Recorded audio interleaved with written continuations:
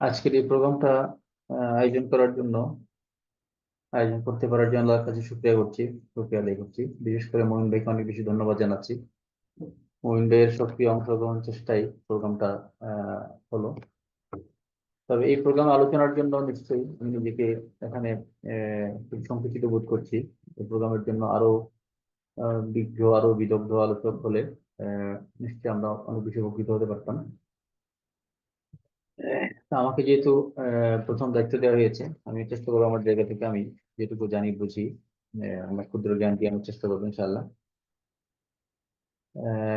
এখানে অনেক দায়িত্বশীল ভাইরা আছেন। ডক্টর মাহমুদ হাসানকে দেখা যাচ্ছে, সত্য বড় ভাই, সত্য মুরব্বী। কার নাম বলে কার নাম শুরু করবো? হাফিজ বাস খানকে জয়েন করছে কিনা নাকি? মাশাআল্লাহ সবাই দেখি বড় বড় লোকজন। তো আমাদের এখানে সুবিধা হলো যে সবাই স্কলার মাশাআল্লাহ। আমি যেটুকু গ্যাপ করবো হয়তো ওইটুকু গ্যাপ আমরা ইয়ে করে নিবেন, নিজ ক্ষমায় নিজ যোগ্যতায় আহ, পূরণ করে দিবেন ইনশাআল্লাহ, আশা করবো। তো যেহেতু আমাদের কম সময় বা 1 ঘন্টার সময় এর মধ্যে যেহেতু আলোচনা করতে হবে, তাহলে আমরা মনে হয় আর ভূমিকায় বেশি কথা বলবো না। দুটো স্ক্রিপ্ট ইয়ে করার চেষ্টা করবো আর কি ইনশাআল্লাহ। তো দাম্পত্য জীবনের বিষয়ে আল্লাহ রাব্বুল আলামিন মুহসিনিন বলেছেন মুহসিনিন। যারা সংসার পরিচালনা করে তাদেরকে মুহসিনিন শব্দ দিয়ে পরিচয় করেছেন। তো সংক্ষেপে এই বিষয়গুলোর উপর কথা বলবো, তারপর আমরা আমাদের দাম্পত্য জীবনের করণীয় এবং বর্জনীয় কি আমলগুলো আছে বা করণীয় গুলো আছে সেগুলো নিয়ে সংক্ষেপে কথা বলবো ইনশাআল্লাহ। আমাদের যেহেতু পরিবার পরিবার নিয়ে কথা আছে, পরিবার হলো বিবাহ বন্ধনে আবদ্ধ এক জোড়া নারী পুরুষ, তার তাদের সন্তান সন্ততি সহ বসবাসকে পরিবার জীবন বলে। মৌলানা আব্দুর রহিম সাহেব উনি ওনার বইতে এইভাবে সংজ্ঞায়িত করেছেন। আরো যারা পরিবারের উপরে বিষয়ের উপরে কলম ধরেছেন তাদের কথাও কাছাকাছি। মোট কথা হলো স্বামী স্ত্রী সন্তান সন্ততির সমষ্টিকে পরিবার বলেছেন তারা। স্বামী থাকবে, স্ত্রী থাকবে, সন্তান সন্ততি থাকবে। বর্তমান আমরা তুর্কি ভাষায় চিকিট দেখাইলে বলে আর কি একেবারে স্মলেস্ট ফ্যামিলি, যেটা সিম্পলেস্ট ফ্যামিলি। বস্তুত বিয়ে হচ্ছে ইসলামী সমাজে পরিবার গঠনের প্রথম স্তর। পরিবার গঠনের জন্য একজন পুরুষ বা এক বা একাধিক স্ত্রীর কথা বলেছেন আমাকে, একজন পুরুষ এবং একজন নারীর কথাই আমরা বলি। আমাদের যেহেতু সবারই এই ওরিয়েন্টেশন ওরিয়েন্টেড, আমরা যখন বিধিসম্মত ভাবে বিবাহিত হয়ে স্বামী স্ত্রী হিসেবে একত্রে বসবাস করে স্থায়ী যৌন সম্পর্ক স্থাপনের সিদ্ধান্ত করে, তখন একটি পরিবারের ভিত্তি স্থাপিত হয়। পারিবারিক জীবনের সূচনা এখানে শুরু হয়। তো আল্লাহ রাব্বুল আলামিন পারিবারিক জীবনের সূচনা হযরত আদম আলাইহিস সালাম এবং হাওয়া আলাইহিস সালামের মাধ্যমে শুরু করেছিলেন, আমরা সবাই জানি যেটা। আল্লাহ বলেছিলেন যে ওয়াকুলনা ইয়া আদম উসকুন আনতা ওয়া যাওজুকাল জান্নাহ ওয়া কুলা মিনহা রাগাদান হাইথু শি'তুমা ওয়া লা তাকরাবা হাযিহি আশ-শাজারাতা ফাতাকুনা মিনাল যালিমিন বলেছেন। আল্লাহ পাক আদম আলাইহিস সালামকে সৃষ্টি করলেন, হাওয়া আলাইহিস সালামকে সৃষ্টি করলেন, তারপর বলেন যে তোমরা এবার একসাথে থাকো। উসকুন আনতা ওয়া যাওজুকা, তুমি এবং তোমার স্ত্রী জান্নাতে থাকো। ওয়া কুলা মিনহা রাগাদান হাইথু শি'তুমা, যেখান থেকে ইচ্ছা খাও, কিন্তু ওই গাছটার কাছাকাছি যেও না, ওখানে গেলে তোমরা জালেম হয়ে যাবে। আমরা যদি আয়াতের প্রথম অংশটা ধরি, পারিবারিক জীবন আল্লাহ রাব্বুল আলামিন সূচনা করে দিয়েছেন আদম আলাইহিস সালাম হাওয়া আলাইহিস সালামের মাধ্যমে। সেই ধারাবাহিকতা আমরা আমাদের পর্যন্ত এসেছি আমরা। তো আমাদের পর্যন্ত আসতে গিয়ে এখানে আমরা অনেক কিছু শিখছি। অনেকে বাংলায় দুষ্টামি করে বলে প্রথম বউ তো, প্রথম বিয়ে তো, ভুল করেছি, পরের বার ঠিক করে যাবো হয়ে যাবো বলে অনেক সময় আমরা মজা করতাম, দুষ্টামি করতে শুনতাম।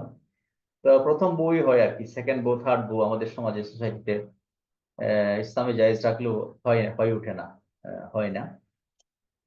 তো এই জায়গাতে প্রথম যে অভিজ্ঞতা এখানে এটি ইয়ে করতে হয় আর কি, আমাদের বাংলাদেশের ভাষায় প্রথম বলেই ছক্কা পিটাইতে হবে টাইপের আর কি। প্রথম একটাই বিয়ে করেছেন, একটাতে ভালো করতে হবে, এরপর আবার সেকেন্ড থার্ড বিয়ে করে ভালো করব, এই সুযোগ আমাদের নেই। এটা অনেক সময় দুষ্টামি করে আমরা অনেক ভাইকে বলতে শুনি আর কি। আল্লাহ রাব্বুল আলামিন এই জায়গাতে আমাদেরকে একটা সুন্দর পারিবারিক জীবনের সূচনা এভাবে করে দিয়েছি। ওয়াল্লাহু জাআলা লাকুম মিন বুয়ুতিকুম সাকানা, আল্লাহ তোমাদের জন্য তোমাদের ঘরে শান্তি প্রশান্তি দান করেছেন। এবং ওয়াজআলা লাকুম মিন জুলুদিল আনআমি বুয়ুতান, পশুদের চামড়াতে তোমাদের জন্য এখানে আল্লাহ পাক ঘর দিয়েছেন। ইস্তাখিফুনাহা ইয়াওমা যানিকুম, বলে আল্লাহ রাব্বুল আলামিন সেখানে আমাদের প্রথম অংশ যেটা মূলত ওয়াজআলা লাকুম মিন বুয়ুতিকুম সাকানা বলেছেন আল্লাহ রাব্বুল আলামিন, আমাদের জন্য সাকান দিয়েছেন, এখানে প্রশান্তির ঘর, প্রশান্তির স্থান। তা প্রশান্তিময় জীবন যাপনের জন্য আমরা প্রশান্তি পাওয়ার জন্য, জীবনের যেহেতু উদ্দেশ্য শান্তি পাওয়া, দুনিয়াতে শান্তি পাওয়া, পরকালে শান্তি পাওয়া, যেহেতু আমাদের প্রত্যেকের জীবনের উদ্দেশ্য, আল্লাহ পাক এই জন্য পাঠিয়েছেন আমাদেরকে। আল্লাহ পাকের নির্দেশ পরিচালনার মধ্য দিয়ে দুনিয়ার এবং পরকালীন জীবনে শান্তিময় একটি জীবন পরিচালনা করা। তা আল্লাহ পাক সে কথাই বলেছে যে ওয়া মিন আয়াতি আন খালাকা লাকুম মিন আনফুসিকুম আজওয়াজা লিতাসকুনু ইলাইহা, একটু আগে যেরকম বললাম, ওয়া জাআলা বাইনাকুম মাওয়াদ্দাতান ওয়া রাহমা, এবং তোমাদের জন্য তিনি মাওয়াদ্দা এবং রাহমাত রেখেছেন, সেখানে স্ত্রীর ভিতরে ভালোবাসা রেখেছেন, রাহমাত রেখেছেন। ভালোবাসাটা যৌবন বয়সের জন্য জরুরি বেশি, আর রাহমাতটা যৌবনের জন্য জরুরি হলো বৃদ্ধ বয়সের জন্য বেশি জরুরি। মানুষ যখন বয়স্ক হয়ে যায় তখন আর সেখানে ইয়ে থাকে না, যৌবনের তাড়না থাকে না, কিন্তু সে সময় রহমত হয়। দুজনই অচল, দুজনই অসুস্থ, কিন্তু একজনের প্রতি একজনের কত মায়া, কত দয়া, একজন একজনকে খাইয়ে দেয়, একজন একজনকে ধরে ধরে হাঁটে। এখানে তুর্কিতে আমরা দেখি বুড়া বুড়ি চাচা চাচিদেরকে হাঁটার সময় কত সুন্দর লাগে তাদের, এগুলো দেখলে। আল্লাহ রাব্বুল আলামিন এটা করে দিয়েছেন। নিজে পড়ে যাচ্ছে, আর যখন বসে দীক্ষা দে, পড়ে যাবে তুমি, বাস উঠে যায়। এটা আল্লাহ করে দিয়েছেন, আল্লাহ পাকের মেহেরবানি এটা। আহ, আল্লাহ পাক এটা করে দেওয়ার পিছনে আমাদেরকে কিছু শর্ত বলেছে, এগুলো যারা রিয়ায়ত করে, দেখাশোনা করে, সুন্দর করে চলে, তাদেরকে আল্লাহ রাব্বুল আলামিন পরিবারকে দুর্গের সাথে তুলনা করেছেন। সুন্দর একটা পরিবারকে আল্লাহ পাক দুর্গের সাথে তুলনা করেছেন। পারিবারিক জীবন যাপনকারী নারী পুরুষ ছেলে মেয়েদেরকে দুর্গ প্রকারের অভ্যন্তরে সুরক্ষিত বলেছেন, মুহসিনিন বলেছেন। মুহসিনিন সওয়াদ দিয়ে, সিন দিয়ে না, মুহসিনিনটা। আহ, আমি কি স্লাইড শেয়ার করতে হবে নাকি এভাবে বলে যাব কোনটা ভালো? ভাই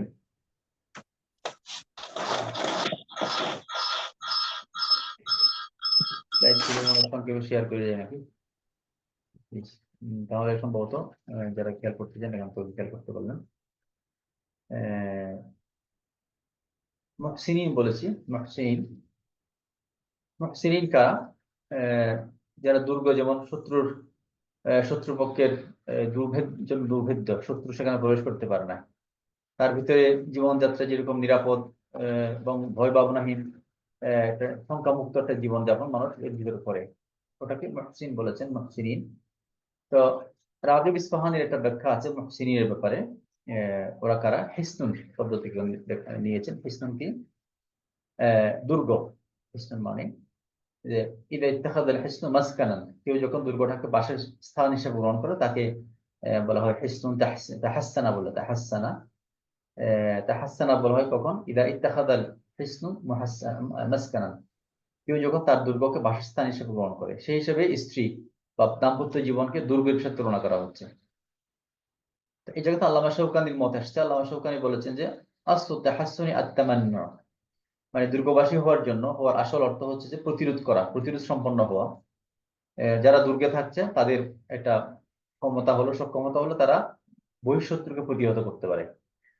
তো দাম্পত্য জীবন যারা গ্রহণ করে তারা তাদের যৌবনকে বহিঃশত্রুর আক্রমণ থেকে প্রতিহত করে। স্ত্রী স্বামীকে প্রতিহত করে, স্বামী স্ত্রীকে প্রতিহত করে, অন্য অন্য বহিঃ হামলা থেকে প্রোটেক্ট করে, তারা প্রোটেক্ট করে, সংরক্ষণ করে। আল্লাহ রাব্বুল আলামিন সেজন্য বলেছেন যে আল্লাহ ইয়েতে আমাদের এখানে যেটা আমরা লিতুহসিনাকুম মিন বাসিকুম বলেছেন, লিতুহসিনাকুম মিন বাসিকুম, তোমরা তোমাদেরকে ক্ষয়ক্ষতি থেকে, ভয়ভীতি থেকে তোমাদের তারা সুরক্ষিত করতে পারে। তো ভীতি থেকে সুরক্ষিত করা, এটাকে বলা হয় যেখানে হিসনুন তাহসিনুন। এই জন্য হিসান বলা হয় ঘোড়াকে, আমরা ঘোড়াকে হিসান বলি। হিসান বিকাসরিল হা লিল ফারসি লিআন্নাহু ইয়ামনাউ সাহিবাহু মিনাল হালাক, কারণ ঘোড়া তার সঙ্গীকে, তার মালিককে ধ্বংস হওয়া থেকে রক্ষা করে। এই জন্য ঘোড়াকে হিসান বলা হয়। হিসান, ঘোড়া মানুষকে প্রতিহত করে, সংরক্ষণ করে, ক্ষতি থেকে, দুশ্মন থেকে হেফাজত করে বলে ঘোড়াকে এই কথাটাই বলা হয়। এক্ষেত্রে আল ইহসান বলা হয়েছে। আল ইহসান তাহসিনুন নাফসি আনিল ওকুই ফিমা নাহাল্লাহু আনহু। একটু আগে বললাম যে ইহসানটা সিন দিয়েও লেখে, সদ দিয়েও লেখে। আমাদের এখানে আজকের আলোচনা হলো সদের আলোচনাটা। হ্যাঁ, ইহসান আরেকটা ইহসান যেটা আছে সেটা ভিন্ন আলোচনা। এটা হযরত জিবরাইল ইসলাম আল্লাহ রাসূলকে প্রশ্ন করেছিলেন যে মাল ইহসান বলে, এটা অন্য একটা বিষয়। ইহসান যেটা বলি আমরা আমরা এই বইতে যেটা পড়েছি, নৈতিকতা ভিত্তি বইতে, ইমান, ইহসান, তাকওয়া, ইমান, আমল, তাকওয়া, ইহসান বলে, ওইটা আরেকটা ইহসান। এখানে যেটি ইহসান, এটা হলো দুর্গের কথা বলা হচ্ছে, চরিত্রের সংশোধন, চারিত্রিক সংশোধন, চারিত্রিক সংরক্ষণ, এই আলোচনাটা মানে আল্লাহর অসন্তোষজনক কাজ থেকে নিজেকে সংশোধন করবে, এটাকে ইহসান বলা হয়েছে। কোরআন আল্লাহ পাক বিবাহিত মহিলাদেরকে এ কারণে হিসান বলেছেন। হিসান বিবাহিত নারীদেরকে মানে পরিবারের দুর্গ, পরিবারের সংরক্ষণের জন্য মহিলারা দুর্গ বলেছেন। এ নিয়ে আল্লামা শৌকানী রহমতুল্লাহ একটা ব্যাখ্যা আসছে যে সানাদ মানে উনি বিবাহিত কেউ বলেছেন স্বামী সম্পন্ন মেয়ে, এমন মেয়ে যাদের স্বামী আছে, যাদের কর্তৃপক্ষ আছে, স্বামী আছে। লিআন্নাহুন্না আহসান্না ফুরুজাহুন্না মিন গায়রি আজওয়াজিহিন্না। তারা কেন মুহসিন? কারণ তারা তাদের যৌনাঙ্গকে, তাদের লজ্জাস্থানকে অন্য পুরুষদের থেকে, অন্য থেকে হেফাজত করে। তারা তাদের যৌনাঙ্গকে স্বামী ছাড়া অন্য পুরুষ থেকে হেফাজত করেছে বলে তাদেরকে মুহসিন বলেছেন। এটা আল্লামা শৌকানের ব্যাখ্যা। এরপরে কিভাবে আল্লামা আলুসিও লিখেছেন যে যে মুহসানাত মানে হলো স্বামী সম্পন্ন লোক, মেয়ে লোক, বিয়ে কিংবা স্বামী অথবা অভিভাবক তাদেরকে গুনাহ লিপ্ত হওয়া থেকে রক্ষা করেছে।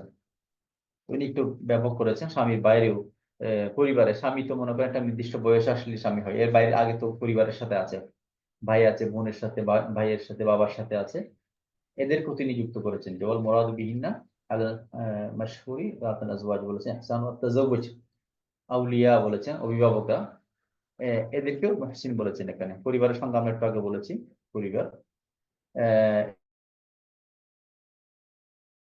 এই কথাগুলো আমরা একটু আগে বলেছি, স্বামী স্ত্রী একসাথে বসবাস করা, জীবন ধারণের প্রাথমিক কাজ, এগুলো আমরা বলেছি। আল্লাহ পাক আমাদেরকে সেগুলো ইনশাআল্লাহ বোঝার, আমল করার তৌফিক দিবেন। তো আমরা যে পরিবার প্রথায় চলে এসেছি, নবী রাসূলগণ আমাদেরকে এটা শিখিয়েছেন। নবী রাসূলগণই প্রথম বংশ স্থাপন করেছেন, তারাই প্রথমে সংসার শুরু করেছেন বলে আমরা তাদের কাছ থেকে শিখেছি। যে আল্লাহ পাক বলেছেন যে ওয়ালাকাদ আরসালনা রুসুলাম মিন ক্বাবলিকা, আমরা তোমাদের জন্য, তোমাদের আগে রাসূলদেরকে পাঠিয়েছি, ওয়া জাআলনা লাহুম আজওয়াজান ওয়া যুররিয়্যা, তাদের জন্য আমরা স্ত্রীদেরকে দিয়েছি, স্ত্রী দিয়েছি, তাদেরকে বংশধর দিয়েছি, বংশধর করেছি। তো আল্লাহ পাক নবীদেরকে দিয়েই এই সংসার পরিবার, আজকে আপনি যে পরিবারের কর্তা হয়েছি, আমি আপনি যে পরিবারের এখন দুশ্চিন্তায় ভুগি, আমার পরিবারের কি হবে, আমার বাচ্চা বাচ্চা কি হবে, সে পরিবারটা আল্লাহ পাক আল্লাহ রাসূলদেরকে দিয়ে শুরু করেছেন। এবং এই পরিবার রচনার জন্য আল্লাহ রাব্বুল আলামিন রাসূলদেরকে তাকিদ দিয়েছেন কোরআনে, আমাদেরকেও সেটা আল্লাহ পাক দিয়েছেন যে ওয়ানকিহুল আইয়ামা মিনকুম, তোমরা বিয়ে করো, ওয়ানকিহু আল আইয়ামা মিনকুম ওয়াস-সালিহিনা, বিয়ে দাও তোমরা তোমাদের ছেলে মেয়েদেরকে, মিন ইবাদিকুম ওয়া ইমাইকুম, তোমাদের দাসীদের থেকে, তোমাদের ছেলে মেয়েদের থেকে, যাদের বউ নাই, স্ত্রী নাই, স্বামী নাই, তাদের জন্য তুমি এগুলোর ব্যবস্থা করো। ইন ইয়াকুনু ফুকারা ইউগনিহিমুল্লাহু মিন ফাদলি, তারা যদি দরিদ্র হয় তাহলে আল্লাহ রাব্বুল আলামিন তাদেরকে আল্লাহ পাকের অনুগ্রহ দিয়ে, মেহেরবানি দিয়ে তাদেরকে আল্লাহ পাক ভরিয়ে দিবেন, ধনী করে দিবেন। আল্লাহু ওয়াসিউন আলিম, আল্লাহ রাব্বুল আলামিন অনেক বেশি প্রশস্ত, অনেক বেশি জ্ঞানী, আল্লাহ পাকের কাছে এগুলো আছে। আমাদের পরিবারের পিছনে এগুলো আমরা ভিত্তি, আমরা কেন পরিবার করি, পশ্চিমারা কেন পরিবার চায় না, আমাদের পরিবার চাওয়ার পিছনে কি কারণ আছে, এই কারণ হিসেবে বা এই যৌক্তিকতা হিসেবে আমরা স্বর্গীয় যে সমস্ত বাণীগুলো আছে সেখান থেকে কয়েকটি কথা আমরা বললাম। তো এগুলো করার সময় আমরা কি করি, আমরা বাজারে গিয়ে বা বাজার বলতে রূপকথা আর কি, বিয়ের বাজারে মানে বয়স হওয়ার পরে দেখি কোন হিসেবে বিয়ে করা যাবে, কোন ক্ষেত্রে বিয়ে করা যাবে, সেই বিবেচনাগুলোতে আমরা যাই। তো সেই যাওয়ার আগে আমাদের রাসূলুল্লাহ একটা হাদিসের উদ্ধৃতি আমরা এখানে দিয়ে যাই, যে রাসূলুল্লাহ বলেছেন 4টি কাজ নবীদের জন্য সুন্নত হিসেবে গণ্য করা হয়েছে: সুগন্ধি ব্যবহার করা, বিয়ে করা, মিসওয়াক করা এবং খতনা করানো। এই 4টি কাজকে নবীদের সুন্নত হিসেবে গণ্য করা হয়েছে। তাহলে বিয়ে করাটা একটা নবীর সুন্নত, নবীদের সুন্নত। তো এখানে স্কিপ করব আমরা। বিয়ে না করে অনেকে মনে করে যে আমার তো কোনো বিয়ে না করলেও চলে, অনেকে নিজের উপর খুবই কনফিডেন্ট লোকজন আছেন, প্রচুর ইবাদতবন্দি করতে চান। তাদের ব্যাপারে যদি আমরা সংক্ষেপে বলি, রাসূলুল্লাহ সাল্লাল্লাহু আলাইহি ওয়াসাল্লাম আমাদেরকে, সাহাবীরা বলছেন যে রাসূলুল্লাহ সাল্লাল্লাহু আলাইহি ওয়াসাল্লাম আমাদেরকে বিয়ে করতে আদেশ করতেন। কানা রাসূলুল্লাহ সাল্লাল্লাহু আলাইহি ওয়াসাল্লাম ইয়া'মুরু বিল বাআতি ওয়া ইয়ানহা আনিত তাবাত্তুলি নাহয়ান শাদীদান, আমাদেরকে তাবাত্তুল করতে, বিয়ে না করে অন্য কোনো পদ্ধতি অবলম্বন করা থেকে প্রচন্ডভাবে আমাদেরকে তিনি ধমকাতে, নিষেধ করতেন এবং বলেছিলেন যে তাযাওয়াজু, তোমরা বিয়ে করো, আল ওয়াদুদা ওয়াল ওয়ালুদা, সোহাগিনী এবং প্রচুর সন্তান গ্রহণে অভ্যস্ত বা এই পরিবার থেকে, এই বংশধর থেকে তোমরা মেয়েদেরকে বিয়ে করো। কারণ ইন্নী মুকাফিরুম বিকুমুল আম্বিয়া ইয়াউমাল কিয়ামা, আর আমি নবীদের মধ্যে কিয়ামতের দিনে সবচেয়ে বেশি উম্মত নিয়ে কিয়ামতের মাঠে উঠতে অভ্যস্ত বা আগ্রহ পোষণ করে নবীদের মধ্যে থেকে হতে চাই আমি। তাহলে এই হলো রসুল্লাহর পক্ষ থেকে নির্দেশনা। ব্যক্তিগত এবং সামাজিক জীবনের পরিচ্ছন্নতার একটা উপায় হলো বিয়ে। তো যাদের বিয়ের সুযোগ নাই তারা বা পরিবার থেকে দূরে আছেন তাদের জন্য আপাতত রোজা রাখা রাসূলুল্লাহ শিখিয়ে দিয়েছেন যে ইয়া মাশারাশ শাবাবি, এই যুবকরা মনিস্তাতে আমিনকুমুল বাআতা, তোমাদের মধ্য থেকে যাদের সামর্থ্য হয়েছে, বিয়ের সামর্থ্য হয়েছে, ফালিয়াতাযাওয়াজ, সেজন্য বিয়ে করে নেয়। ফাইন্নাহু আগাদ্দু লিল বাসরি ওয়া আহসানু লিল ফারজি। কারণ তোমাদের মধ্য থেকে যে এই অবস্থায় আসছে, সে তার চক্ষু সংবরণ করার জন্য এবং যৌনাঙ্গকে হেফাজত করার জন্য, তার জন্য বিয়েটা সর্বোত্তম একটা উপায়। ওমর লাম ইয়াস্তাতি, যে এই সামর্থ্য অর্জন করতে পারে নাই, যাদের কাছে বিয়ে করার সামর্থ্য নেই, টাকা পয়সা নাই, বিদেশে আছে অথবা দেশে থাকলেও ওই অবস্থা নাই, ফালাইহি সোম, তার জন্য রোজা রাখতে হবে। ফাইন্নাহু লাহু বিজাউন, এটা তার জন্য আপাতত শিখার মতো, আশ্রয়ের মতো, এটা তাকে করতে হবে। সেখান থেকে হয়তো আমরা এই হাদিস থেকে নিয়ে নিয়ে আমরা হয়তো বলতে পারি যে যাদের কাছে এই সামর্থ্য নাই, আপাতত বিদেশে আছে, বউ দেশে আছে, আহ, অথবা বিয়ে করার বয়স হলেও এখন অর্থনৈতিক কারণে বিয়ে করতে পারছেন, তাদের জন্য সমস্ত সতর্কতা অবলম্বনের পাশাপাশি রোজা তাদের জন্য একটা রিমেডি বলেছেন আল্লাহ রাসূল সাল্লাল্লাহু আলাইহি ওয়াসাল্লাম। বিয়েতে কুফুর বিষয় থাকে, ক্ষমতা বিষয় থাকে, কুফুটা অনেকগুলো লম্বা আলোচনা, আমরা সেখানে যাব না। ইদা আতাকুম মান তারদাউনা দীনাহু ওয়া খুলুকাহু ফানকিহুহু, এবং আহ, যাদেরকে তোমরা পছন্দ করো তাদের দিন এবং তাদের চরিত্র যদি তোমাদের কাছে মনোভূত হয়, তোমরা সন্তুষ্ট হয়, তাহলে তাদেরকে তোমরা বিয়ে করো বলেছেন। তো আমরা যদিও চারটি হাদিসের মধ্যে চারটি বিষয়ের কথা জানি। হাদিসে আমাদেরকে বিয়ের ক্ষেত্রে চারটি বিষয়ের কথা বলা হয়েছে। লিমা আলিহা ওয়ালি হাসাবিহা ওয়ালি জামালিহা ওয়ালি দীনিহা বলেছেন। তো সেই বিষয়গুলো আমাদের জন্য গুরুত্বপূর্ণ। তার ধন সম্পদ, তার বংশমর্যাদা, সৌন্দর্য এবং দিন। ফজফুর বিদাতিদ দিন বলেছেন আল্লাহ রাসূল, তোমরা দিনকে অগ্রাধিকার দাও, না হলে তুমি বিপদে পড়বে। তারিবাত ইয়াদাকা বলে, না হলে তোমার মুখ ঘোরায় মলিন হবে। এটা আরব আরব আরব ট্রেডিশনের একটা উক্তি আর কি, তারা এভাবে করে বলতেন। তাহলে বিয়েতে কুফু নিয়ে আমরা বেশি কথা বলবো না, বিয়ে এবং পাশ্চাত্য দৃষ্টিভঙ্গি নিয়ে একটু করে কথা বলেছি, সেটা ক্ষতি ক্ষয়ক্ষতি সবগুলো শিকার আমরা কম বেশি হচ্ছে, সেজন্য এই আলোচনাগুলোতে আমরা স্কেপ করবো। আহ, বিয়ের ক্ষেত্রে আমাদের জন্য বিশেষ করে আজকের সমাজের লোকজন বেশি দর্শনের উপরে বেশি কি বলে যে ইয়ে করি। তো বিয়ে ক্ষেত্রে আমরা যদি আজকে দার্শনিকদের মত নেই আর কি, প্লেটো এবং অ্যারিস্টটলের দুটি মত এখানে গুরুত্বপূর্ণ। এই দুটি মত থেকে যে আমরা দিই যে বিয়ে হচ্ছে, তারা বলেছেন যে প্লেটোর মতটা খুবই অড এখানে বিয়ের ক্ষেত্রে। উনি বলেছেন যে পরিবার হচ্ছে সমাজ জীবনের সমস্ত নৈতিকতার মূলীভূত কারণ। এটা আল্লামা আব্দুর রহিম কোট করেছেন কথাগুলো। আহ কেননা এই পরিবারই মানুষকে শিক্ষা দেয় আমি এবং আমি তুমি, আমার ও তোমার। অতএব তার মতে পরিবারের প্রথম পরিবার কথা উচ্ছেদ বাঞ্ছনীয় বলেছেন উনি। পরিবার থাকবে না, তখন সব নারী পুরুষ রাষ্ট্রের অধীনে থাকবে না, কেউ একটা ব্যারাকে থাকবে, সেখানেই নাকি সন্তান রাষ্ট্র কর্তাদের পর্যবেক্ষণে শ্রেষ্ঠ নারী শ্রেষ্ঠ নরকে গ্রহণ করবে, যৌন লালসা নিবৃত্তি করবে সেখানে। মানে এরকম কিছু অড কথাবার্তা তারা বলেছেন।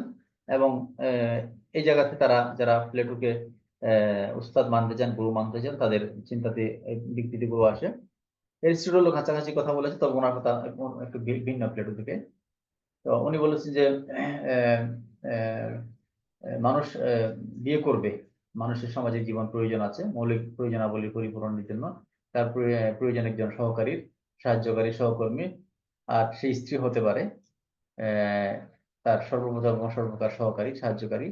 এই জন্য স্টুডেন্ট আবার এক্ষেত্রে প্লেটো থেকে ভিন্ন মত পোষণ করেছেন। এনিওয়ে, এটা ওনাদের মত। এটা এই জন্য আনলাম যে আমাদের সমাজে অনেকে চিন্তাকে, দর্শনকে মানে স্রষ্টার জায়গাতে স্থান দিতে চান। সে জায়গা থেকে কি মতগুলো আমাদের জন্য আসছে। মানুষ তার স্বাভাবিক, আমাদের তুর্কিদের ফাব্রিক আয়ার বলা আর কি, ফাব্রিক আয়ার বলে মানে তার স্বাভাবিক সৃষ্টিতে যৌনতা মানুষের জন্য আল্লাহ রাব্বুল আলামিন পক্ষ থেকে একটা বিশাল নিয়ামত, এটা আল্লাহ রাব্বুল আলামিন দিয়েছেন। তো বিবাহিত হয়ে পারিবারিক জীবনযাপন ইসলামের দৃষ্টিতে প্রত্যেকটি বয়স্ক স্ত্রী পুরুষের জন্য অপরিহার্য। এটা আল্লাহ রাব্বুল আলামিন এটা মানুষকে তার সহজাত প্রকৃতির সাথে যুক্ত করে দিয়েছেন। এক্ষেত্রে পশ্চিমের যে বিকৃত যৌন রুচি আছে, এই ক্ষেত্রে এই যৌন রুচিটা কোনো ধর্মই সুষ্ঠুভাবে এটাকে গ্রহণ করতে পারে না। তাদেরকে জিনাকারী, লিওয়াতাত যারা করে তাদেরকে জিনাকারীর মধ্যে দেওয়া হয়েছে। বর্তমান সমাজে এলজিবিটি থেকে শুরু করে যে সমস্ত টার্মিনোলজি গুলো ইউজ করা হচ্ছে, বিকৃত রুচি যেগুলা, যে পশুত্ব গুলো সমাজে উপহার দেওয়ার চেষ্টা করছে বা বাজারজাত করার চেষ্টা করা হচ্ছে, এগুলো সমাজের জন্য ক্ষতিকর, মানব সমাজের জন্য ক্ষতিকর। এবং এই ক্ষতিগুলোর ক্ষেত্রে সবার সাবধান সতর্ক থাকা উচিত। এক্ষেত্রে আমরা যারা বিবাহিত বাচ্চা কাচ্চা হচ্ছে তাদের জন্য আরো বেশি সাবধান সতর্ক থাকা উচিত। অন্যান্য ধর্মাবলম্বী বিশেষ করে ইসলাম নারীকে যে মর্যাদা, যে সম্মান দিয়েছে, এই মর্যাদা সম্মানটা পৃথিবীর আর কোনো ধর্ম ইসলামের মতো করে দিতে পারেনি। যেমন আমরা ইহুদি ধর্মগুরুদের কথা বলেছি, এখানে কয়েকটা কথা কোট করেছি। তারা পুরুষদেরকে পুরুষের প্রতারক বলেছেন নারীদেরকে, ইহুদি ধর্মের লোকজন। ওল্ড টেস্টামেন্টেও এই জায়গাতে হযরত আদম আলাইহিস সালাম এবং হাওয়া আলাইহিস সালাম, আদম আলাইহিস সালাম জান্নাত থেকে বের হয়ে যাওয়ার জন্য হাওয়া আলাইহিস সালামকে তারা দায়ী করে। হাওয়া আলাইহিস সালামের কারণে আদম আলাইহিস সালাম কে বের করে দেওয়া হয়েছে বলে তারা।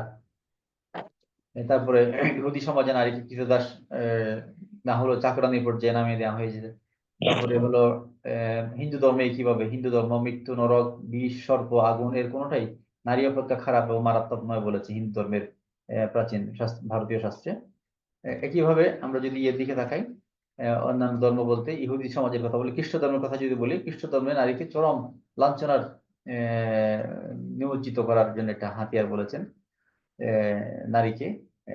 তারপরে এক পাদ্রির কথা বলা হয়েছে, যে জনৈক এক পাদ্রি, এটা এই কথাগুলো একটু আগে যে বললাম আব্দুর রহিম সাহেব, উনি ওনার বইতে কোট করেছেন, শয়তানের প্রবেশস্থল বলেছে নারীদেরকে। ইংরেজরাও কিভাবে নারীদেরকে 1805 সাল পর্যন্ত তাদের আইন ছিল যে পুরুষ তার স্ত্রীকে বিক্রি করতে পারবে। তো আজকের সমাজে ধরেন, এটা কেন আনলাম কথাগুলো, আজকের সমাজে ইসলামের কয়েকটা বিধানকে বিশেষ করে উনি ওরিয়েন্টালিস্টের সামনে নিয়ে এসছে। কোরআনের একটা জায়গাতে নারীদেরকে শাসন করার কথা আছে, তাদেরকে ওয়াজ করবে, না হলে তাদেরকে ইয়ের কথা বলা আছে, শাসন করার কথা বলা আছে। তো কেন শাসন করবে বলে আমাদের ক্লাস তুর্কিতেও কিছু কিছু ছাত্রীর সাথে আমাদের কথাবার্তা হইতো। প্রচুর তারা বোঝানো কঠিন আর কি, যে কোরআনে আল্লাহ পাক, আমার আল্লাহ আমাকে পিটাইতে বলতেছে। তো এই বলে প্রচুর তর্ক বিতর্ক হয়, কোনোভাবে বোঝানো যায় না যে কেন তোমার আল্লাহ, আমার আল্লাহ কেন আমাকে মারতে বলবে, আমার আল্লাহ আমাকে সৃষ্টি করে আমাকে পিটাইতে বলছে একটা পুরুষকে, বলে কিছু কথাবার্তা আমাদের সমাজে, আমাদের তুর্কি বাংলায় বলেন বোনদের কাছে বলা আছে। তো সে জায়গাতে ইসলাম কি বলে, এই জায়গাতে এটা আমাদের কাছে সঠিক মেসেজ না থাকার কারণে আমরা ইসলামকে এই জায়গাতে প্রচুর অফেন্সিভ মনে করি, আমাদের কোনো প্রচুর শাসন করছে ইসলাম। তো এই বিষয়টাকে একটু ব্যালেন্স করার জন্য বা এই বিষয়টাকে একটু মূল্যায়ন করতে সহজ করার জন্য অন্যান্য ধর্মাবলম্বী বলা, অন্যান্য ধর্মের লোকজন নারীদের কি কোন দৃষ্টিতে দেখেছে, সে কথাগুলো সংক্ষেপে বলার চেষ্টা করলাম। তো এখন আসি আমরা আমাদের ইয়েতে চলে যাই, আহ, আমাদের স্বামী এবং দাম্পত্য জীবনে স্বামী এবং স্ত্রীর যে সমস্ত অধিকার গুলো আছে সেই জায়গাতে চলে আসি আমরা। আহ, এই আলোচনাগুলোকে সংক্ষেপে করলাম করলাম এই জন্য যে একটা যেন প্রাসঙ্গিকতা তৈরি হয়। আমরা কোন সমাজে বসবাস করি বা আমাদের আশপাশের সমাজগুলো নারীদের ক্ষেত্রে কি মূল্যায়ন করে, সেই বিষয়গুলো আমাদের কাছে থাকলো। আল্লাহ পাক বলেছেন যে রাসূলুল্লাহ বলেছে, ইন্নাল যাওজিকা আলাইকা হাক্কা, তোমার স্ত্রীর উপরে তোমার হক আছে, অধিকার আছে। তো স্ত্রীর যে সমস্ত হক গুলো আছে, স্ত্রীর হক ভরণ পোষণ এবং পোশাক আশাক জোগাড় করা একটা স্বামীর কর্তব্য। এখানে প্রসঙ্গক্রমে এই ফর্মাল আলোচনাগুলো এখানে পয়েন্ট গণে গণে যাওয়াচ্ছে। আমরা যারা এখন সংসার করছি, ঘর সংসার করছি, আমরা কিন্তু আল্লাহকে সাক্ষী রেখে বিশাল একটা জিম্মাদারির উপরে আমরা চলছি। আমার পরিবারে একটা স্ত্রী আছে, বাচ্চা কাচ্চা আছে, এদের ভরণ পোষণের দায়িত্ব আমাদের উপরে, আমরা সবাই এদের দায়িত্ব পালন করছি। তো এখানে আমরা কিছু ভুল ত্রুটি সময় সময় করে বসি। তো ভুল ত্রুটি স্ত্রীর পক্ষ থেকে হতে পারে, স্বামীর পক্ষ থেকে হতে পারে। এই সমস্ত ভুল ত্রুটিগুলোকে আহ মূল্যায়ন করতে হলে আমাদের আহ দৃষ্টিভঙ্গিটাও সেভাবে গড়ে তোলা জরুরি। আমরা প্রত্যেকে ভুল করতে পারি, ভুলটা আমাদের প্রত্যেকের হইতে পারে, সেটা মাথায় রেখে আমাদের চলা উচিত। স্ত্রীকে আমি খাওয়াচ্ছি, আমি স্ত্রীকে লালন পালন করছি মনে করা, খোটা দেয়া, বড় মনে করা, নিজেকে নিজেকে তাদের কর্তা মনে করা, কর্তা তো অবশ্যই মনে করবো, কিন্তু তাদেরকে আমি আমি না হলে তাদের চলার কেউ নাই মনে করে নিজেকে তুর্কি ভাষার মতো আর কি তেপে দেন বাকমাক তুর্কি নিজের বলা আর কি, নিজেকে অনেক উপর থেকে দেখা, এই মানসিকতাগুলো আমাদের জন্য ক্ষতির কারণ হবে। তখন আমি নিজেকে অনেক বড় মনে করব, স্ত্রীকে বাচ্চাদেরকে আমি অনেক ছোট মনে করব, তারা মনে হয় আমার করুণা নিয়ে আমার দয়া নিয়ে তারা মনে হয় চলছে, এটা মনে হবে। আলটিমেটলি আমার দায়িত্ব এটা। এই জন্য স্ত্রীর খোরাক পোশাক আশাক, ভরণ পোষণ, এই সমস্ত বিষয়গুলো স্বামী কর্তব্য, এটা আপনার দায়িত্ব। তা আমি ইহসান করছি না, আমি তাদের প্রতি করুণা করছি না, এটা তাদের প্রতি এটা আমার দায়িত্ব এটা। আহ, তো এই জন্য আল্লাহ পাক বলেছেন যে ওয়ালাল মাউলুদি লাহু রিজকুহুন্না, এটা আল্লাহ পাক দায়িত্ব দিয়েছেন আমাকে। আপনি বিয়ে করার সময়, আমরা বিয়ে করার সময় আল্লাহর কাছে এই সমস্ত বিষয়গুলো নিয়ে সাক্ষ্য রেখেছি, কথা বলেছি। আল্লাহ পাক দায়িত্ব দিয়েছেন যে ওয়ালাল মাউলুদি লাহু রিজকুহুন্না ওয়া কিসওয়াতুহুন্না, তাদের রিজিক এবং ভরণ পোষণের দায়িত্ব স্বামীর উপরে, স্বামীকে এটা করতে হবে, ছেলে মেয়েকে। তো সে জায়গাতে এক্সিপ করা যাবে না, সামর্থ্যের আলোকে দিব, সামর্থ্য যেটুকু আছে আমাদের।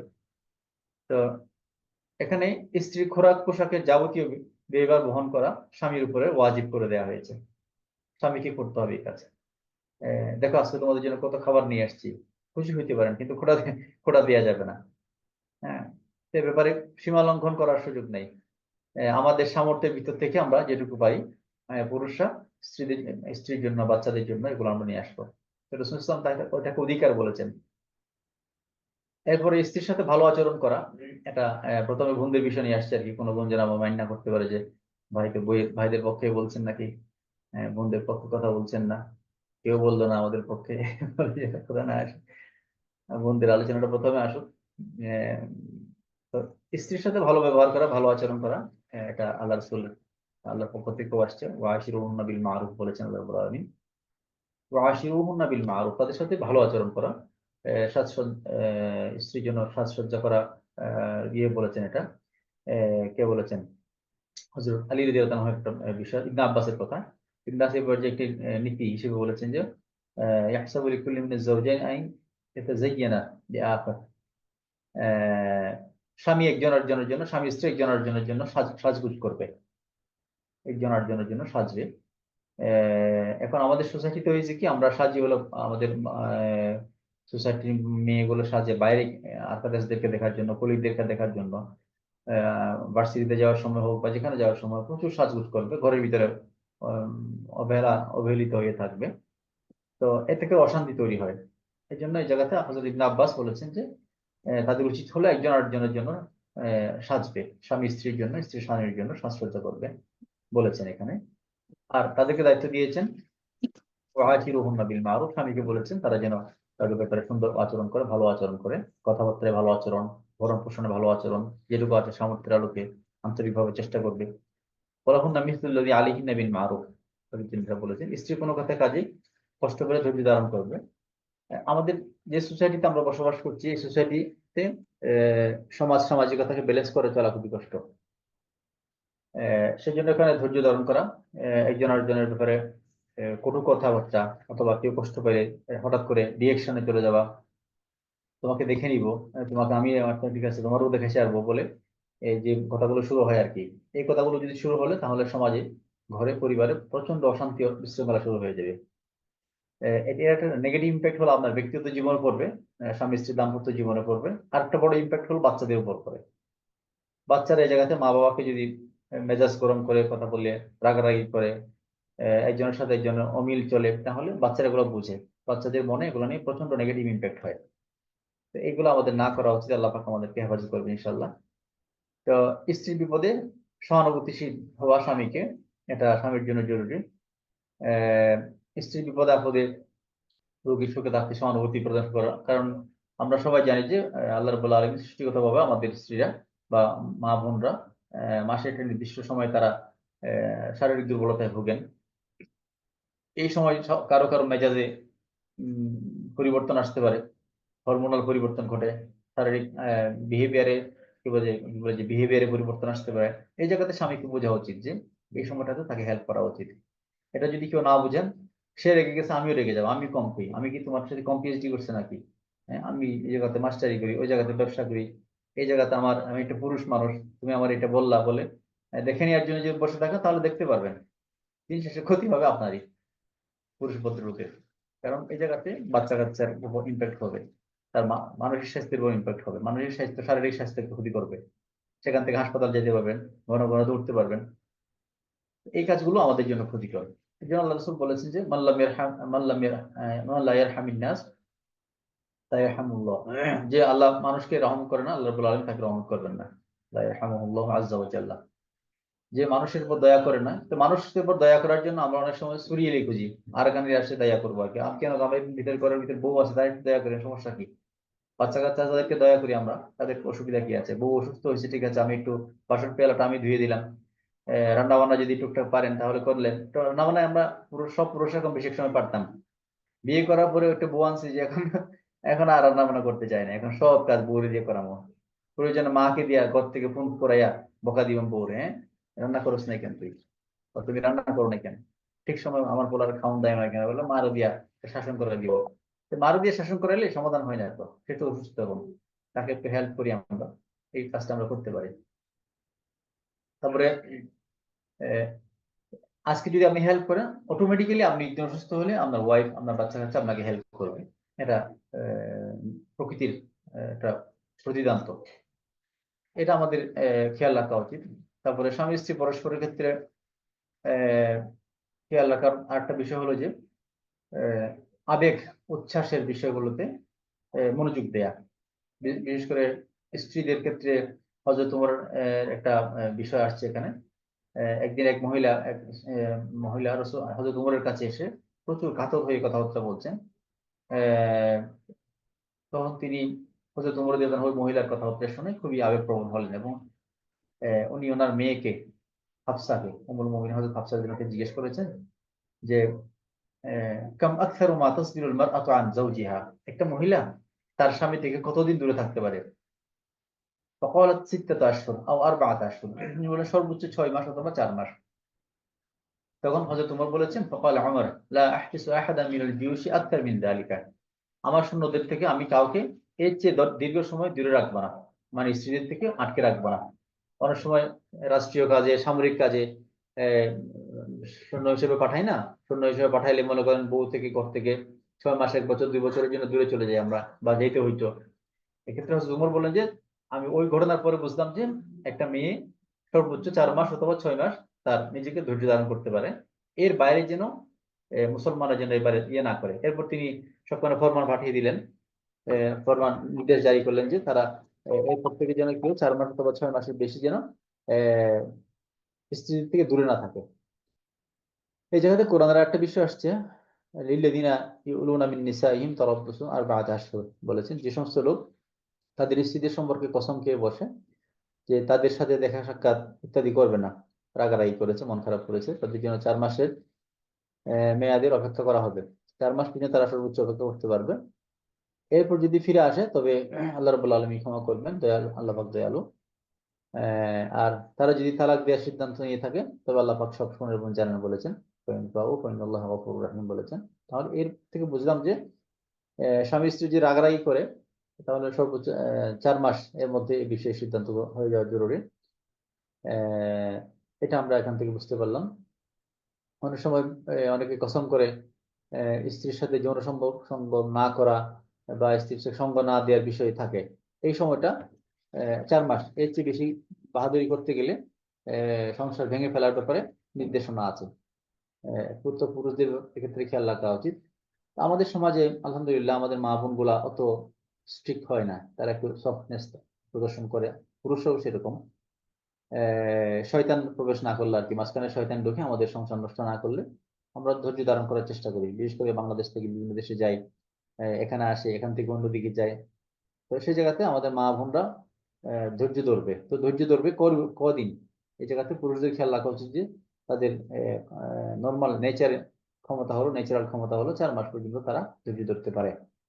এই জন্য হয়তো তোমরা বলেছেন এই চেয়ে বেশি দিন যেন পুরুষরা নারীদের থেকে দূরে না থাকে, বা থাকে যেন তার ওই হক থেকে বঞ্চিত না করে। তারপরে আরেকটা হক হলো যে স্বামী স্ত্রীর গোপন কথা প্রকাশ না করা। আমাদের প্রত্যেকের সংসারে কিছু গোপন কথা থাকে। আমরা অনেক সময় বন্ধু বান্ধব পাইলে, সাংগঠনিক ভাই হোক অথবা অন্য লেভেলের লোকজন হোক, পাইলে তাদের সব কথা খোলা বলার চেষ্টা করি। এই জায়গাতেই এটা ইসলাম নিষেধ করেছে, এই কাজ করিয়েন না। কারণ আল্লাহ রাসূল বলেছেন যে আল্লাহ রাসূল বলেছেন ইন্না শাররান নাসি ইনদাল্লাহি মানজিলাতা ইয়াউমাল কিয়ামা আর রাজুলুন ইউফদি ইলা ইমরাতিহি ওয়া তুফদি ইলাইহি সুম্মা ইয়ানশুরু সিররাহা, মানে স্বামীর উপরে ওই ব্যক্তিটা সবচেয়ে নিকৃষ্ট ব্যক্তি যে, যে স্বামী তার স্ত্রীর সাথে মিলিত হলো, স্ত্রী মিলন, স্বামী স্ত্রী মিলন হলো, তারপরে স্ত্রীর গোপন কথাগুলো সে তার বন্ধুদের কাছে বলে দেয়। এই জায়গাতে আমাদের এটা খেয়াল রাখা উচিত। আল্লাহ রাব্বুল আলামিন যেন এই সমস্ত ভুলগুলো থেকে আমাদেরকে হেফাজত করে। আলহামদুলিল্লাহ এই লেভেলে কেউ আমরা গুলো করি না। তবে বাসাবাড়ির টুকটাক কিছু কথাবার্তা বাইরে বলার সময় সাবধান সতর্ক থাকা উচিত। অনেক সময় মা বাবা আমাদেরকে ফোন দেয়, তো মা বাবা আমাদের দুশ্মন না, বউ আমাদের দুশ্মন না। বাবার যা মা বাবার মর্যাদা তাদের জন্য, বউয়ের মর্যাদা বউয়ের জন্য, প্রত্যেকটা রক্ষা করে চলতে হয়। পুরুষ যখন কথা বলার সময় সব বলে দিবে বউয়ের বিরুদ্ধে বা ঘরে কি হচ্ছে না হচ্ছে সব বলে দিলে পুরুষ, তখন এটা কি স্বাভাবিকভাবে মা বাবা ব্যালেন্সলি নিতেও পারেন, নাও নিতে পারেন। যদি না নিতে পারেন তাহলে বউর উপর খেপবেন, তখন সংসার বিশৃঙ্খলা শুরু হবে। একইভাবে স্ত্রী যদি কথা বলার সময় তার মা বাবার সাথে যদি পুরুষের সব কথা বলে দেয়, এই করছে সেই করছে এন করছে টেন করছে থেকে শুরু করে এ বি সি থেকে জেড পর্যন্ত সব বলা শুরু করেন, তাহলে দেখবেন যে সেখানে ওখানে ওনারা ফেড আপ হইতে পারেন, কিংবা নাও নিতে পারেন। সেই জন্য আমাদের মনে হয় খেয়াল রাখা উচিত যে কথাবার্তা বলার সময় ব্যালেন্স করে কথাবার্তা গুলো বলা উচিত। কি বলবো, বাবা ভাত খাইছো কিনা, না মা ভাত কই খাবো, বউ তো এখন রান্না করে নাই। ওরা মনে করছে বউ মনে রান্না করে না, বউ তো সবজি রান্না করে, আজকে করে নাই আর কি বা এখনো করে নাই আর কি, বা এখন কোনো অসুবিধার কারণে করে নাই আর কি। তো এগুলো যদি আপনি খোলামেলা বলার সময় পাচ্ছেন না, তো আর না মা খাই নাই, কে কেমনে খাবো, না আম্মু খাবো এখন ইনশাল্লাহ একটু পরে খাবো, রান্না হচ্ছে, রান্না হবে। সুন্দর করে বলা যায়, ব্যালেন্স করে বলা যায়। এই জন্য পুরুষরা বা নারীরা দুজনের জন্য এটা খুব খেয়াল করা জরুরি। কোন কথা বলার সময় এর প্রতিক্রিয়া কি হবে, এর রিটার্ন কি হবে, আমি যাকে বলছি ওনারা কি মনে করতে পারেন, এগুলো যদি খেয়াল করে কথা না বলা হয়, তাহলে এগুলো এই ছোট ছোট বিষয়গুলো বিশৃঙ্খলার জন্য, পরিবার অশান্তির জন্য কারণ হয়ে যেতে পারে। তারপরে হইলো আহ এটা বললাম, স্বামী স্ত্রী গোপন কথা প্রকাশ না করার কথা বললাম। এরপর আমরা স্ত্রীর কি বলে যে ভরণ পোষণের কথা বলেছি। আমরা প্রথমে বলেছি স্বামী এবং স্ত্রী যা ভরণ পোষণের কথা বলতে গিয়ে প্রথম এই কথাটা একটু বলি। আমরা ধরেন সচরাচর পুরুষরা ইনকাম করি, প্রকৃতিতে তো মহিলারাই প্রচুর ইনকাম করে। তো পুরুষরা যারা ইনকাম করেন, ঠিক আছে আপনি বউ বাচ্চার জন্য খরচ করছেন, আপনি খরচ করছেন সব টাকা, বউর হাতে কিছু টাকা দেন, 2,000 5,000 আপনার সামর্থ্যের আলোকে কিছু টাকা তাকে দিয়ে রাখেন। আহ বলে যে ও কি খরচ করবে, সে তারও তো খরচ করার মতো আসে, কেউ তো মানুষ, তারও তো মনে চাইতে পারে না, আপনি জানছেন এর বাইরে তার আরেকটা জিনিস ইচ্ছা হতে পারে। তো তো সেই জন্য একেবারে কড়াই গুণনায় খাতা পত্র কলম নিয়ে হিসাব কিতাব করার দরকার নাই, তার কিছু টাকা দেন, হাতে কিছু টাকা রাখেন। এটা বউ যদি জব করেন, স্বামী জব না করে, একইভাবে ওর জন্য প্রযোজ্য। যার হাতে টাকা আছে, ইনকাম আছে, সেই ইনকামের একটা অংশ আপনি ঘরের জন্য খরচ করছেন, একটা অংশ মা বাবা ভাই বোনের নিডস থাকলে সেখানে খরচ করলেন, একটা অংশ বউর হাতে দেন, সে তার বাচ্চা কাচ্চার জন্য খরচ করতে পারে, অথবা তার মনে কিছু চাইলে নিতে পারে, অথবা না হলেও সে অ্যাটলিস্ট আপনার মতো গিয়ে যেখানে সেখানে সে ওড়াবে না, একটা তার কাজে লাগবে, টাকাটা সে সংরক্ষণ করে রাখবে, দিতে পারি আমরা। তাহলে এতে করে আমাদের ভিতরে পরস্পরের ভিতরে একটা সময় তেমন আসে যে আপনার পকেটে টাকা পয়সা থাকে না, তখন থেকে বউর থেকে তো নিতে হয় নাকি পয়সা করি নাই একটু আছে কিনা তোমার কাছে কিছু, সে তো ইনকাম করবে না, সে আপনার বউ বাচ্চা আপনার ঘর সামলাচ্ছে, সংসার সামলাচ্ছে, সে ইনকাম করবে কোথেকে। তো এই জন্য এগুলো আমরা একটু নজর রাখতে পারি, এগুলোর জন্য মনটা একটু বড় করতে পারি। আমার মনে হয় তারপরে হলো নারী পুরুষ পরস্পরের প্রতি, নারী প্রকৃতির প্রতি খেয়াল রাখার কথা বলা হয়েছে। নারীদের প্রকৃতির একটু আগে কথা আগে বলেছি, তাদের শারীরিক মানসিক বিষয়গুলোর কথা বলেছি। এগুলো পুরুষ ভাইদের খেয়াল রাখা উচিত। তারপরে হলো যে রসুল্লার এখানে একটা বিষয়, হাদিসের একটা বিষয় আসছে, সেটা সম্পর্কে যদি বলি, আহ, স্ত্রীলোকদের প্রকৃতিগত যে সমস্ত মৌলিক দুর্বলতা আছে সেদিকে খেয়াল রাখার জন্য স্বামীদের প্রতি নির্দেশ দিয়েছেন। রসুল্লাহ বলেছেন যে মেয়ে লোকরা সাধারণত স্বামীর অকৃতজ্ঞ হয়ে থাকে, এটা রসুলের কথা, আপনারা আমার উপর ঠিকেন না আবার, হাদিসের অনুবাদ করছি। তাদেরকে অনুগ্রহ, তাদের অনুগ্রহকে আহ, অস্বীকার করে, যদি তুমি জীবন ভরেও কোনো স্ত্রীর প্রতি অনুগ্রহ প্রকাশ করো, এবং আহ, কারো এক সময় যদি তার মর্জি মেজাজে বিপরীত হয়, তাহলে সেটা নিয়ে প্রতিক্রিয়া দেখাতে পারে, মানে যেটা আমরা নর্মালি সমাজে সোসাইটিতে হয়, যে তোমার জন্য কিছু করলো না, তোমার মাঝে কোনো কল্যাণ দেখতে পাইনি বলে, মা রাই তুমি পেশাইয়া, তোমার ভিতরে আমি কিছু দেখে নিই, তোমার আর তুমি পেশাইয়া, এভাবে বলেছেন। এই জন্য খেয়াল রাখতে হবে, ঠিক আছে, নারীদের থেকে একটা প্রতিক্রিয়া আসতে পারে। এটা আমাদের মারাও করেছেন, আমাদের বোনরাও করেছেন, বউরাও করতে পারে, ধৈর্য ধরতে হবে সেই জায়গাতে। তবে আলহামদুলিল্লাহ এখানে সবাই আকেল্লি মানুষ আমরা, প্রতিক্রিয়া যাকে দেখাবো সে যদি ওটা গ্রহণ করার মতো না, মানসিকতা না থাকলে শুধু শুধু প্রতিক্রিয়া দেখাতে গিয়ে সংসারের ভিতরে বিশৃঙ্খলা করারও জরুরি না। সবর করতে পারি আমরা সবাই চাইলে, আল্লাহ পাকের কাছে সবরের দোয়া করব। তারপর হলো গুরুতর বিষয় স্ত্রী পরামর্শ গ্রহণ করা। ঘরের ভিতরে যে সমস্ত প্রয়োজন বাচ্চা কাচ্চার বিষয় আছে, বাচ্চাকে স্কুলে দিবেন না, কোন স্কুলে দিবেন না, না আমি বাবা, আমি সিদ্ধান্ত নিব, সব সিদ্ধান্ত আমার, আমি যা বলি তাই হবে, আজকে বাচ্চারা খেলবে না, আজকে বাচ্চারা এই করবে, এমন না হয়ে পরামর্শ করতে পারি, মিউজিক খুলতে পারি, আজকে কি করা যায়, আজকে হাফতা শুরু, আজকে কি করা যায়, অথবা আজকে কি রান্না করা যায়।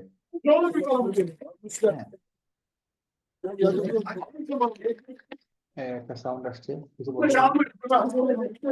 কিছু বলছেন?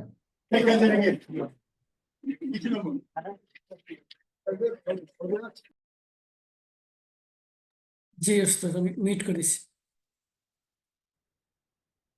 ওস্তাদ আপনাকে মিউট হয়ে গেছে, সরি স্যার, আপনার মিউট হয়ে গেছে। এখন এখন কি জি শুনতে জি পাচ্ছেন? ঠিক আছে, জি শুনতে পাচ্ছি। ওকে। এই জন্য স্বামী স্ত্রী পরস্পর পরামর্শ করবে সন্তোষের ভিত্তিতে সন্তানের মনে করেন দুধ ছাড়ার বিষয়ে, মনে করেন সন্তানকে দুধ ছাড়ার বিষয়ে আল্লাহ পাক একটা সিদ্ধান্ত দিয়েছেন, স্বামী স্ত্রী আলোচনা করে এই বিষয়ে সিদ্ধান্ত নিতে পারে বলেছেন। তার মানে এটা আল্লাহ পাক একটা বিষয় হিন্স দিয়ে বাকিগুলো আমাদেরকে ইঙ্গিত করেছে যে তোমাদের যদি প্রয়োজন হয় তোমরা পরস্পরের সাথে আলাপ আলোচনা করে সম্মতির ভিত্তিতে বাসার প্রয়োজনীয় কাজগুলো করতে পারো। তারপরে স্ত্রীদেরকে বলেছেন যে আমাদেরকে যেরকম বলেছেন কুল্লুকুম রাইন ও কুল্লুকুম মাসউলুন আন রাইয়াতিহি, স্ত্রীদেরকে বলেছেন যে ওয়াল মারআতু রাইয়াতুন আলা বাইতি বা আলিহা, স্ত্রীও তার স্বামীর ঘরের তত্ত্বাবধায়ক, হ্যাঁ, সেও সরমলো, ওহিয়া মাসউলাতুন আনহুম আনহু, সেও ওই ঘরের যারা আছে তাদের ব্যাপারে সে সরমলো, তাকে দায়িত্বশীল করা হয়েছে, এবং তাকে এই জন্য জবাবদিহি করতে হবে। স্ত্রীদের খেয়াল রাখা উচিত, তারাও স্বামীর ঘরের এই সমস্ত বিষয়গুলো, আহ, ছেলে সন্তান হবে, ঘরের নিরাপত্তা হবে, নিজের হেফাজত হবে, এগুলোতে স্ত্রী আহ, দায়িত্বশীলা, তাকে এই বিষয়ে সাবধান সতর্ক থাকা জরুরি। এরপর রসুল্লাহ সাল্লাম একবার তার আলীর এবং হযরত ফাতিমা রাদিয়াল্লাহু আনহা মাঝে এই বিষয় নিয়ে কথাবার্তা হচ্ছিল, তো রসুল্লাহ ক্ষেত্রে ফায়সালা দিয়েছেন যে আহ, যে ফাতেমার উপর ঘরের যাবতীয় কাজের আঞ্জাম দায়িত্ব দিয়েছেন রসুল্লাহ, আলীর উপর হলো রাদিয়াল্লাহু আনহুর উপর ঘরের বাইরে কাজগুলো সে করবে। তাদের ভিতরে একটা নিয়ে একবার কথা হয়েছিল, তো রসুল্লাহ এভাবে ফায়সালা করেছিলেন ঘরের ভিতরে যত কাজ আছে দায়িত্ব আছে সবগুলা ফাতেমা করবে, আর ঘরের বাইরে যত কাজ আছে সাংসারিক যত কাজ ওগুলো আলী করবে। এটা তারা আগে থেকে করতেন, জানতেন। রসুল এগুলো বলার মধ্য দিয়ে আবার আমাদেরকে স্মরণ করিয়ে দিচ্ছেন। স্ত্রীরা অনেক সময় বলতে পারে আমাদের আধুনিক সমাজে, আমি কেন রান্না করবো, তুমি করো, হ্যাঁ, অথবা তুমি রান্না করো নাই কেন, তোমার করতে হবে জরুরি ভিত্তিতে। এই সমস্ত বিষয়গুলো নিয়ে আমরা অনেক সময় রাগারাগি পর্যায়ে চলে যাই, সংসারে বিশৃঙ্খলা তৈরি করি। তো এক্ষেত্রে ব্যালেন্স করা, সুন্দর একটা রোল প্লে করা, এটা দুইজনের জন্য জরুরি। ঠিক আছে, আপনার শরীর আজকে ভালো আছে, আমি একটু বউকে হেল্প করি, এটা স্বামীরা চাইলে পারে। অথবা ঠিক আছে আমার বাসার কাজ কাম শেষ হয়ে গেছে আজকে, স্বামীকে আমি অন্য কাজে হেল্প করি, করতে পারে, বাচ্চা কাচ্চার কাজে হেল্প করতে পারে, যাদের যে কাজ আছে, কারো ব্যবসার কাজ আছে, কারো পড়াশোনার কাজ আছে, আমাদের অনেক সময় খাতা কাটাকাটির কাজ থাকে, মার্কস যোগ করার কাজ থাকে, ইন্টারনেটে বসে বসে নাম্বার যোগ করতে হয়, বউরে নিয়ে বসতে হয় যে তুমি একটু হেল্প করো আমাকে, কারণ একা করতে গেলে অনেক সময় ভুল টুল হয়ে যায়, বোরিং লাগে। তো এখানে পরস্পর পরস্পরকে সহযোগিতা করলে সুন্দর হয়, বিষয়গুলো সুন্দর, সংসারের কাজগুলো সুন্দর হয়। এরপর জিদ হঠকারিতা পরিহার করা। এই জিদ হঠকারিতা সাংসারিক জীবনের জন্য ভয়াবহ একটা মহামারী। তো আহ, বিশেষ করে এখানে স্বামী স্ত্রীদের ব্যাপারে বলা হচ্ছে আর কি, মহিলাদের ব্যাপারে বলা হচ্ছে, তারা অনেক সময় জিদ করে হঠকারিতা করে, এটা পুরুষও করে অনেক সময়। এই জিদ হঠকারিতার ক্ষেত্রে আমাদের ব্যালেন্স না করতে পারলে আমরা সংসারের বিশৃঙ্খলার জন্য কারণ হয়ে বসবো। আল্লাহ বলেছেন কোন স্ত্রী যদি তার স্বামীর বদমেজাজি ও তার প্রতি প্রত্যাখ্যান অপেক্ষা অবহেলা দেখতে পায়, তবে তার পরিণাম ভালো না হওয়ার আশঙ্কা বোধ করে, তাহলে উভয়ের যে কোনো শর্তে সমঝোতা করে নেওয়া দোষ নাই, এটা আয়াত আর কি। আর আয়াত, তাদের ভিতরে যদি কোনো ধরনের বিশৃঙ্খলা তৈরি হয় তাহলে তারা সমঝোতা করে নেবে, বসে যাবে। এই বসতে পারাটা জরুরি। এটা আমরা আলটিমেটলি বসি 5 দিন 10 দিন 1 মাস পরে বসি, কিন্তু 1 মাস পরে পর্যন্ত যে ঘরটাকে জাহান্নাম বানিয়ে রাখছেন, তার চেয়ে বরং ঘটনা যখন ঘটে গেছে তখন বসে যাওয়া ভালো। যে এদিকে উনি ভদ্রলোক ইয়ের মতো ফিরেনের মতো জ্বলতেছে, ওদিকে ভদ্র মহিলা জ্বলতেছে, মাঝখানে বাচ্চা কাচ্চা গুলা থাকলে আর কি, বাচ্চা কাচ্চা গুলা হলো মাঝখানে বিপদে পড়তেছে, এদিকে উনি জ্বলে ওদিকে উনি জ্বলে, না জ্বলে কথাবার্তা বলেন। কেউ যদি ছোট হন, স্ত্রী ছোট হইতে পারেন, বয়সে ছোট যেহেতু, স্বামী ছোট হইতে পারে, ঠিক আছে আমার সংসারের প্রয়োজন আমি ছোট হইলাম, হ্যাঁ সে দিয়ে সুন্দর করে কথাবার্তা বলে ঘরের জন্য একটা সুন্দর পরিবেশ তৈরি করতে পারি আমরা। এটা না করতে পারার কারণে যে ক্ষতিগুলো, এটা ক্ষতিটা নিজেদের উভয়জনকে পড়াচ্ছে, বাচ্চাদেরকে পড়াবে।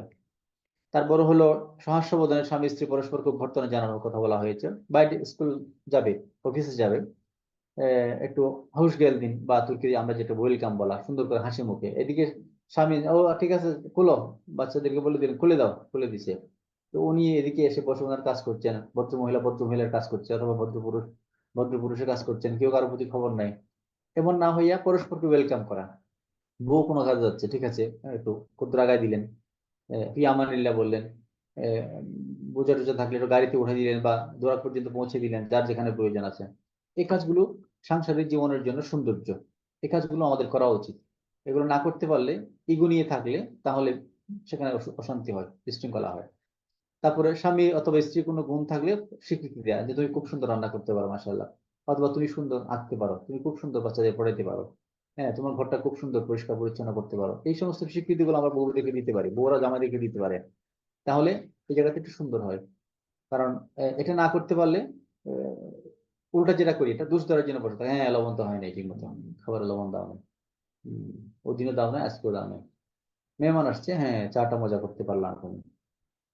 এই যদি একেবারে পয়েন্ট করে করে যদি সেই দিন আর এই দিন তারিখ মিলাই মিলাই যদি দোষ ধরার জন্য বসে থাকেন, দোষ ধরতে পারবেন, সংসারে সাকসেস পাবেন না কখনো। এগুলোর জন্য অনেক অনেক হাজব্যান্ডরা আছে, বসে থাকে যে বউর একটা যদি দোষ পাই আজকে মাশাআল্লাহ, হ্যাঁ, দুস্থ পাওয়ার জন্য তিন বেলা খাবেন, তো তিন বেলায় কিন্তু মনে করেন বউ রান্না করবে, তো সেখানে তো কোনোদিন লবণ হবে না, কোনোদিন মরিচ হবে না, কোনোদিন মায়ের মতো মজা হয় নাই, আমার মার মতো মজা করে কেন রান্না করতে পারবে? তোমার মা থেকে তো ওর রান্না শিখে নাই, করতেই পারবে, তাই না? এই সমস্ত বিষয়গুলো আমাদের খেয়াল রাখা উচিত। আল্লাহ পাক বলেছেন, লা ইয়ানজুরুল্লাহু ইলা ইমরাতিন লা তাশকুলি যাওজিহা ওয়া হিয়া লা তাস্তাগনি আনহু। আল্লাহ তাআলা এমন কোন স্ত্রীর প্রতি রহমত করবেন না যে তার স্বামীর সাথে ভালো কাজে শুকরিয়া আদায় করে না। তো এটা ভাইস ভার্সা, পুরুষের কিভাবে, এটা আমাদের খেয়াল রাখা উচিত। পুরুষের কোনো কল্যাণ থাকলে, ভালো গুণ থাকলে নারী স্বীকার করবে, নারীর কোনো ভালো গুণ থাকলে পুরুষ স্বীকার করবে। তাহলে এটা সংসারে সুন্দর হবে। তা তুমি এই কাজটা খুব সুন্দর করেছো, চমৎকার করেছো, বাচ্চাদের উদেব করে দিয়েছে মাশাআল্লাহ, হ্যাঁ এই কাজটা করেছো, ভালো হয়েছে, তাহলে আমার অনেক কষ্ট হইতো। তো এই কাজগুলো আমরা এভাবে করে স্বীকৃতি দিতে পারি। তারপরে উচ্ছৃঙ্খল বেপরদা চলাফেরা করে থাকলে নম্র ভাষায় তাকে বোঝানো। বিশেষ করে আমাদের বোনরা, আলহামদুলিল্লাহ বাংলাদেশ সোসাইটিটা, অথবা ভারত বাংলাদেশের মানুষ, পাকিস্তানের কথা যদি বলি, পৃথিবীর যে কোনো দেশের তুলনায় আলহামদুলিল্লাহ পর্দার ব্যাপারে আমাদের বোনরা, আমাদের বউরা আলহামদুলিল্লাহ অনেক বেশি অ্যাডভান্স। তবে এরপরে যদি কোনো বিশৃঙ্খলা হয়ে যায়, কোনো অসতর্কতা হয়ে যায়, অসাবধানতা হয়ে যায়, আমাদের খেয়াল রাখা উচিত পর্দার ক্ষেত্রে আমরা যেন তাদেরকে, আমাদের স্ত্রীদেরকে, বউদেরকে, বাচ্চাদেরকে যেন আমরা সাবধানতার সাথে, নম্রতার সাথে বুঝাই যে এটা দেখো, এটা ইসলামের কারণে হচ্ছে, এটা আল্লাহর কারণে, আল্লাহ বলেছেন, এভাবে করতে বলেছেন বলে আমাদের করতে হবে। হ্যাঁ, এটা। তারপরে সামান্য বিষয় নিয়ে স্ত্রীর সাথে ঝগড়াঝাটি না করা, এগুলো একটু আগে বলেছি। ধমক না দেয়া, রাগ দেখানো, রাগ না দেখানো, এই বিষয়গুলো বলতে যত সহজ, নিজেকে সামলানো খুব কঠিন। রসুল্লাহ বারবার বলতেন যে লা তাগদাব, বলতেন রাগিও না, রেগে যাইও না। রেগে না যাওয়ার জন্য আমরা অনেক অনেক গবেষণা করতেছি, অনেক পড়তেছি, হাদিস পড়ি, কোরআন পড়ি, তারপরে রেগে যাই। হ্যাঁ, কারণ শয়তান হঠাৎ করে চলে আসে, তো শয়তানের কোনো ইয়ে লাগে না, লাইসেন্স লাগে না, ইজিন লাগে না, রান্দেবু লাগে না, হুট করে চলে এসে আপনাকে রাগাই দেয়, দেখো বউ কি করছে, বাচ্চা কি করছে, দেখো বাচ্চা কান্না করছে, দেখো বউ কোথায় ফোনে কথা বলছে, মার সাথে কথা বলে বলে থাকছে, বান্ধবীর সাথে কথা বলে বলে থাকছে, দেখো এটা কোনো কথা হইলো? তারপর আপনি গিয়ে দিলেন একটা শয়তানি পরামর্শের ভিত্তিতে, হ্যাঁ তুমি তো পাইছি মাশাআল্লাহ, এই এই কাম তুমি এগুলো করো। তাহলে সেই জায়গাতে এ, এ, তখন সৌন্দর্যটা আর থাকলো না। ও মার সাথে কথা বলবে না, মা থেকে দূরে আছে, কথা তো বলতে হবে। তো এসব ওই আধা ঘন্টা 20 মিনিট, 10 মিনিট 5 মিনিট আমি সামলাম বাচ্চাকে। তারপরে স্ত্রী আত্মমর্যাদা আঘাত করে এমন কোনো বিষয় বলা যাবে না। আত্মমর্যাদা, বংশমর্যাদা, রং ধরে কথা বলা, উচ্চতা ধরে কথা বলা, তুমি শর্ট, তুমি লং, তুমি চিকন, তুমি মোটা, তুমি এমন, তুমি সেমন, এগুলা, এই সমস্ত বিষয়গুলো আল্লাহ পাক, আল্লাহ রসুল হযরত আয়েশাকে প্রচন্ড ধমক দিয়েছিলেন এগুলো নিয়ে। হযরত আয়েশা রাদিয়াল্লাহু আনহা এরকম একটা ঘটনা ঘটেছিল, উনি ধমক দিয়েছিলেন যে এরকম করিও না, এগুলো সুন্নত বিষয় না। কারণ কাকে লম্বা, বাটি চূড়ো লম্বা, এগুলো করা আল্লাহ পাক করেছেন, এটা আপনি অথবা ওর মা বাবা কেউ করেনি। তারপরে সামর্থ্য অনুযায়ী স্ত্রী খুরপুর দেওয়ার কথা বলেছি, অপচয় না করার কথা বলেছি। তারপরে হলো নামাজ পড়া, দিনে আহকামগুলো মেনে চলা, স্ত্রীদেরকে নামাজের বিষয় বিধানগুলো শিখাইতে হবে। নামাজের বিধান, দিনের বিধান, দিনের আহকাম, ফিকহি মাসালা মাসাইল আছে, কোরআনী মাসালা মাসাইল আছে, এগুলো স্বামী স্ত্রী বসে মাঝে মাঝে ঘরের ভিতরে আলোচনা করতে হবে। সপ্তাহে যদি একদিন পারেন সবচেয়ে সুন্দর। কিছু কিছু পরিবারে প্রতিদিন সকাল বিকাল, মনে করেন সকালে ফজর নামাজের পরে বসলেন, একটা মাসলা আলোচনা করলেন, একটা বই মেনটেন করতে পারি আমরা চাইলে, একটা হাদিস রাখতে পারি। আমাদের বাবা এগুলো করতেন। বাসায় একটা হাদিসের বই অথবা ফিকি কোনো বই, সেখান থেকে একদিন সিরাইলা, একদিন আমাকে, একদিন আমার বোনকে, একদিন আরেকজনকে, এরকম করে পড়লেন, এক পৃষ্ঠা পড়লেন, আধা পৃষ্ঠা পড়লেন, অথবা একটা হাদিস পড়লেন, সেটার উপরে কিছু কথাবার্তা বলেন। সেই কাজগুলো হতে পারে। এক্ষেত্রে একটা প্রশ্ন আসছিল বা কথা আসছিল, কথার ক্ষেত্রে যদি বলি আর কি, কারো যদি নামাজের ক্ষেত্রে অবহেলা থাকে, পর্দার ক্ষেত্রে অবহেলা থাকে, অথবা বেশি সময় যদি মোবাইল স্ক্রিনে দেওয়ার অভ্যাস থাকে, এক্ষেত্রে নিজেকে সামলাইতে হবে। স্ক্রিন আপনার জন্য, স্বামী বলেন স্ত্রী বলেন, কারোর জন্য স্ক্রিনটা ফাইনাল সলিউশন না। মোবাইল আমাদের প্রত্যেকের জীবনে মহামারীর মতো ঢুকে গেছে, মহামারীর মতো। চ্যালেঞ্জ করতে চাইলেও পারেন না। যেদিন চ্যালেঞ্জ করেন সেদিন মোবাইল শয়তান আপনাকে আরো গুরুত্বপূর্ণ এজেন্ডা নিয়ে আসে। সেই জন্য এই জায়গাতে কন্ট্রোল করতে হবে। আমি মাঝে মাঝে ক্লাসে বলি যে কেউ কাজা করছে, কাজা বলতে অ্যাক্সিডেন্ট আর কি, অ্যাক্সিডেন্ট করছে, গাড়ি চালাচ্ছে, সে জানে যে অ্যাক্সিডেন্ট করবে, যখন সে কি করে, সময় থাকলে সে দ্রুত ব্রেক কষে, প্রচন্ড পরিমাণ শক্তি দিয়ে ব্রেক কষে, এই জায়গাতে থেমে যাও, না হলে তুমি একটু পরে জীবনের সাথে তুমি ভুল করে ফেলবা। এই মোবাইলের ব্যাপারে, তারপর বদভ্যাস, দৈনন্দিন বদভ্যাসের ব্যাপার, আমরা অনেক সময় বদভ্যাস কি বাংলাদেশ থেকে হয়ে আসছে বা এখন আমাদের যৌবনের কারণে হয়ে, রাত অনেক রাত করে ঘুমাই আমরা। অনেক রাত করে ঘুমানোটা কখনোই ভদ্রতা না, কোন গবেষকের পরিচয় না। আমরা যারা গবেষক বলছি, আমরা কখনো রসুল্লাহ চেয়ে বড় গবেষক হতে পারবো না, সাহাবা ইকরাম থেকে বড় গবেষক হতে পারবো না। রসুল্লাহ কি বলেছেন, কানা ইয়াকরাহুন নাস ইয়াকরাহুল নাওম ক্বাবলা আল ইশা ওয়া ইয়াকরাহুল কালাম বা'দা আল ইশা, সাল্লাল্লাহু আলাইহি ওয়াসাল্লাম। ইশার আগে তিনি ঘুমাইতে পছন্দ করতেন, ইশার পরে তিনি কথা বলতে পছন্দ করতেন রাসূলুল্লাহ। এগুলো আমরা যদি আস্তে আস্তে প্র্যাকটিস করি, বাচ্চাদেরকে নিয়ে যদি প্র্যাকটিস করি, আমাদের সবার জন্য ঘরটা সুন্দর হবে। এশার নামাজ পড়ে আসছেন, বা সুন্দর করে বিছানায় চলে যান সবাই, ব্রাশ করে ফ্রেশ হয়ে ঘর বাড়ি পরিষ্কার করে লক করে দোয়া দরুদ করে আয়াতুল কুরসি থেকে পুরো করে ঘর বাড়ি চেক করে সুন্দর করে শুয়ে যান। তারপরে শেষ, এখন শীতকাল আসছে, শীতকালটা গনিমত বলা হয়েছে, শীতাও গনিমা বলা হয়েছে লিল মুমিনিন, ইমানদারদের জন্য শীতকালটা গনিমতের মতো। মাঝখানে রাতে ধরেন একবার প্রাকৃতিক প্রয়োজন আমরা ঘুম ভেঙে উঠি, তো ঘুম ভেঙে উঠলে ওই সময় আহ প্রাকৃতিক প্রয়োজন সেরে অজু করে বের হইতে পারি, 1 মিনিট লাগে, 1.5 মিনিট লাগে। অজু করে আর 2 রাকাত 3 রাকাত নামাজ পড়তে, 4 রাকাত নামাজ পড়তে 5 মিনিট লাগে, 4 রাকাত 4 মিনিট লাগে, 2 মিনিট লাগে। এই কাজটা আমরা অভ্যাস করে আস্তে আস্তে। এটা অভ্যাস করলে কি হবে, অভ্যাস করলে আল্লাহ রাব্বুল আলামিন আসা আন ইয়াবআসাকা রাব্বুকা মাকামাম মাহমুদা বলেছেন, ওমিনাল লাইলি ফাতাহাজ্জাদ বিহি নাফিলাতান লাক। রাতে তাহাজ্জুদ পড়া মুমিনদের জন্য নাফিলা করা হয়েছে। কিন্তু যারা করবে তাদের জন্য আল্লাহ রাব্বুল আলামিন আশা করে যায়, আশা করে যায়, আন ইয়াবআসাকা রাব্বুকা মাকামাম মাহমুদা, তোমার রব তোমাকে সম্মানিত মর্যাদার স্তরে পৌঁছে দিবেন বলেছেন। এই কাজগুলো আমরা আমাদের স্বামী স্ত্রী হিসেবে বাসায় প্র্যাকটিস করতে পারি। আমার মনে হয় আজকে অনেক আলোচনা করলাম, বা আরো কিছু আলোচনা থেকে গেছে, স্বামীর উপর স্ত্রী হক আছে, আবার স্ত্রীর উপরে স্বামীর হক গুলো আছে। এখান থেকে 2 একটা না বললে আবার পুরুষ আমার উপর খেপবেন, 2 একটা বলে শেষ করে দিই, নাহলে আবার বলবেন যে শুধু বোনদের পক্ষে বললেন, ভাইদের পক্ষে। বোন ভাই একসাথে মিলানোর চেষ্টা করেছি, যেহেতু আমাদের এখানে পয়েন্ট গুলো কাছাকাছি পয়েন্টের জন্য। ওয়ালিকুল্লি ওয়াহিদিন মিনাজ যাওজাইনি হাক্কুন আলাল আখার বলেছেন, স্বামী স্ত্রী দুজনেরই পরস্পরের উপরে হক আছে বলেছেন। তো বোনরা যে কাজ করবেন, সর্বদা স্বামীর মন জয় করে চলার চেষ্টা করাটা বোনদের জন্য জরুরি। কারণ আলটিমেটলি আপনি তাকেই গ্রহণ করেছেন স্বামী হিসেবে। পৃথিবীতে অনেক ইয়াকরেকলা আছে, কোটি কোটি মানুষ আছে, সেখান থেকে আপনি একটাকে গ্রহণ করেছেন, এবং যেহেতু গ্রহণ করেছেন, এটার সাথে আপনি জান্নাতে যাওয়ার জন্য, সুন্দর একটা জীবন রচনার জন্য আপনার চেষ্টা করা উচিত। সেই জন্য তাকে মন জয় করে চেষ্টা করা উচিত। সৎ ক্ষেত্রে, গুনাহ হয় না এমন ক্ষেত্রে তাকে সবসময় সহযোগিতা করা, তার মন জয় করা, তাকে সাপোর্ট দেওয়া, এটা জরুরি। হ্যাঁ, সে কোনো গুনাহ করছে, সে জায়গাতে আমরা ব্রেক কষবো, হ্যাঁ না এই জায়গাতে ভুল হচ্ছে তোমার, এই জায়গাতে আমি তোমাকে হেল্প করতে পারছি না। এর বাইরে বাকি কাজগুলোতে তাকে হেল্প করা উচিত, তার গবেষণা হোক, তার ব্যবসা হোক, তার কাজকর্ম হোক, তার দৈনন্দিন কাজ হোক, এই জায়গাতে সমর্থন দেওয়া উচিত। হ্যাঁ, কোথাও আশারি গেলে, আশারি মানে তুর্কি শব্দ আর কি, কোথাও বাড়াবাড়ি করলে সে জায়গাতে আমরা থামাবো। এরপরে স্বামীর সাথে অসংযত আচরণ না করা, স্বামীকে কষ্ট না দেওয়া, কথাবার্তায় কষ্ট হোক, আচার আচরণে কষ্ট হোক, এটা আমাদের দায়িত্ব।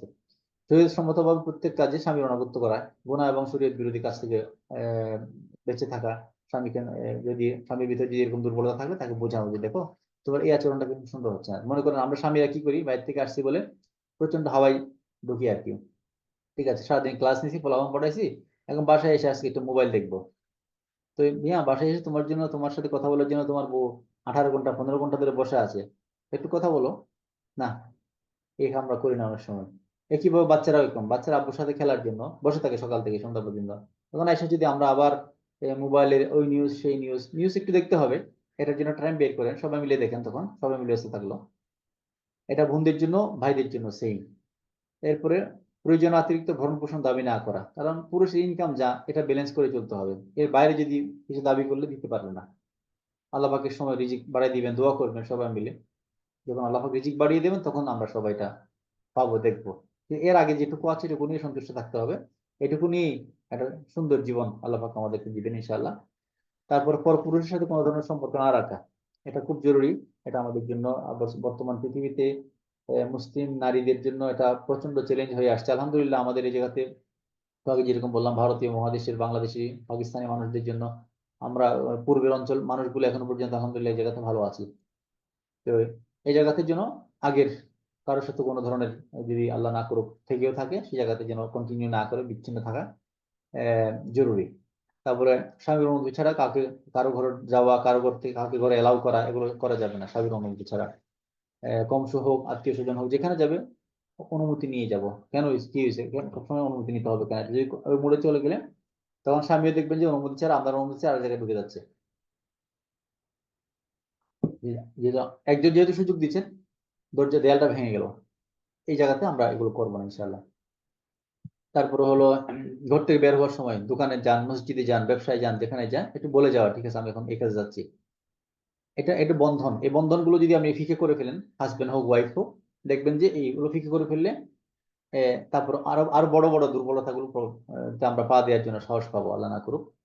তারপরে স্বামী সম্পদের হেফাজত করা, অনুমতি ছাড়া সেখান থেকে ইয়ে না করা, কি বলে নষ্ট না করা বা খরচ না করা, অনুমতি নেওয়ার এই জন্য। তারপরে স্বামীকে সন্তুষ্ট করে নফল নামাজ মশগুল না হওয়া, এগুলো আছে। স্বামীর অনুমতি ছাড়া রোজা না রাখা, কথাগুলো হাদিস আপনারা সবগুলো পড়েছেন, আমরা সবাই জানি এগুলা। তারপরে হলো যে শরীয়ত সম্মত ওজন না থাকলে, আপত্তি না থাকলে, কি বলে যে স্বামী মেলামেশার জন্য আহ্বান করলে, শারীরিক সমস্যা না থাকলে আহ্বান সাড়া দেয়া। তারপরে আ- স্বামীর আমানত ইজ্জত আবরুগুলো হেফাজত করে, এই সমস্ত বিষয়গুলো জরুরি। আমাদের এখানে আল্লাহ কি বলে যেটাকে কারণ স্বামীর নাম ধরে না ডাকার একটা পয়েন্ট পাইছি, এটা নিয়ে রাখছি এখানে। যদিও বর্তমান সোসাইটিতে এগুলা সেকেলে আলোচনা। যদি আমাদের পরিবারের বউ এখনো পর্যন্ত বাচ্চার নাম নিয়ে রাখে, যাওয়াদের মা বা যাওয়াদের বাবা বলে আমরা ডাকি, এটা একটু পুরাতন হয়ে যায় আর কি। এখন এটা আমরা সবাই আধুনিক মানুষ, সবাই নাম ধরে ডাকি, ডাকেন ডাকেন, সমস্যা নাই, যদি মা গন্ডগোল না করলে হইলো আর কি। তারপরে হলো স্বামী যদি কখনো দুর্বলতায় পড়ে, অসুস্থতায় পড়ে, অথবা অর্থনৈতিক সমস্যায় পড়ে, তাহলে সে জায়গায় তাকে মানসিক সাহস দেয়। হ্যাঁ তোমার দিয়ে আর হইলো না, মরে না গিয়া, ঠিক আছে ইনশাআল্লাহ আল্লাহ পাক বিপদ দূর করে দিবেন। একটু ধৈর্য ধরো ইনশাআল্লাহ। আমরা আল্লাহর কাছে দোয়া করি, সবাই মিলে নামাজে পড়ে যাবেন, সবাই মিলে কান্না করবেন, সবাই মিলে মোনাজাত করবো আমরা। এভাবে করে আমরা সমস্যাগুলোকে একসাথে ফেস করবো, শুধু হাজবেন্ডকে ফেস করতে দিব না, অথবা যার সমস্যা তাকে ছেড়ে দিব না। তাহলে ঘরের বন্ধন গুলো সুন্দর থাকবে। করে কোনো বিপদ আসছে, একসাথে মিলে সবাই মিলে নামাজে দাঁড়াইয়া, নফল নামাজ হোক অথবা ফরজ নামাজের পরে হোক, সবাই মিলে আল্লাহর কাছে হাত তুলবো, আমরা দোয়া করবো, আল্লাহ আমাদের এই বিপদগুলো দূর করে দাও, চোখে পানি ফেলবো, কান্না করবো, একজনের জন্য একজন নাম ধরে ধরে দোয়া করবো। এই কাজগুলো আমাদের সংসারকে, আমাদের জীবনকে সুন্দর করবে। তারপরে স্বামীর বদনাম দুষ্টুরি গণনা করা কারো কাছে। খুব জানের প্রাণের বন্ধু বান্ধবী পাইছি, হ্যাঁ বোন বলিও না, এই লোকটা এমন এমন।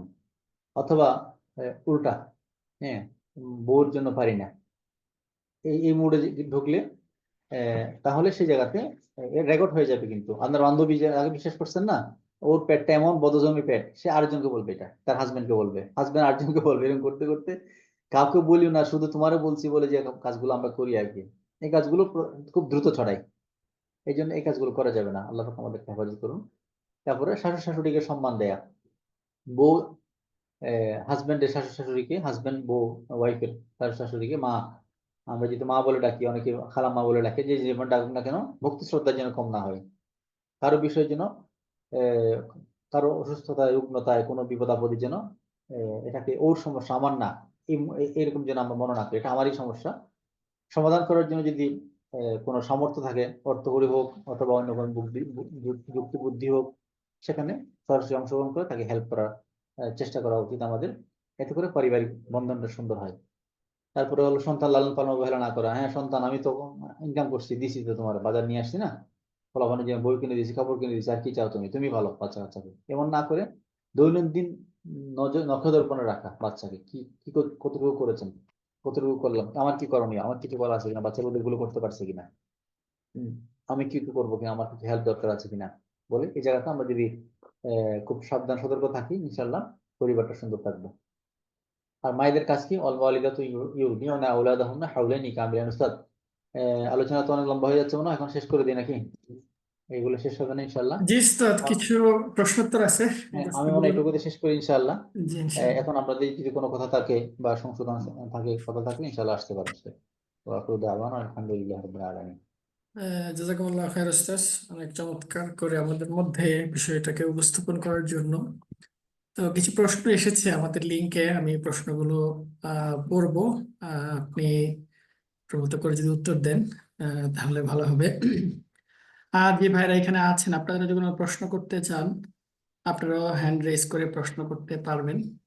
তো প্রথমে আমাদের কাছে যে প্রশ্নগুলো এসেছে, আমি সেই প্রশ্নগুলো করছি। আহ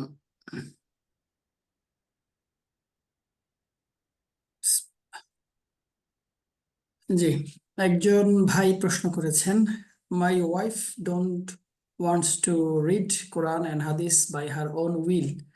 When I forced her to read, then she started to saying different types of words. She didn't wake up at Fajr.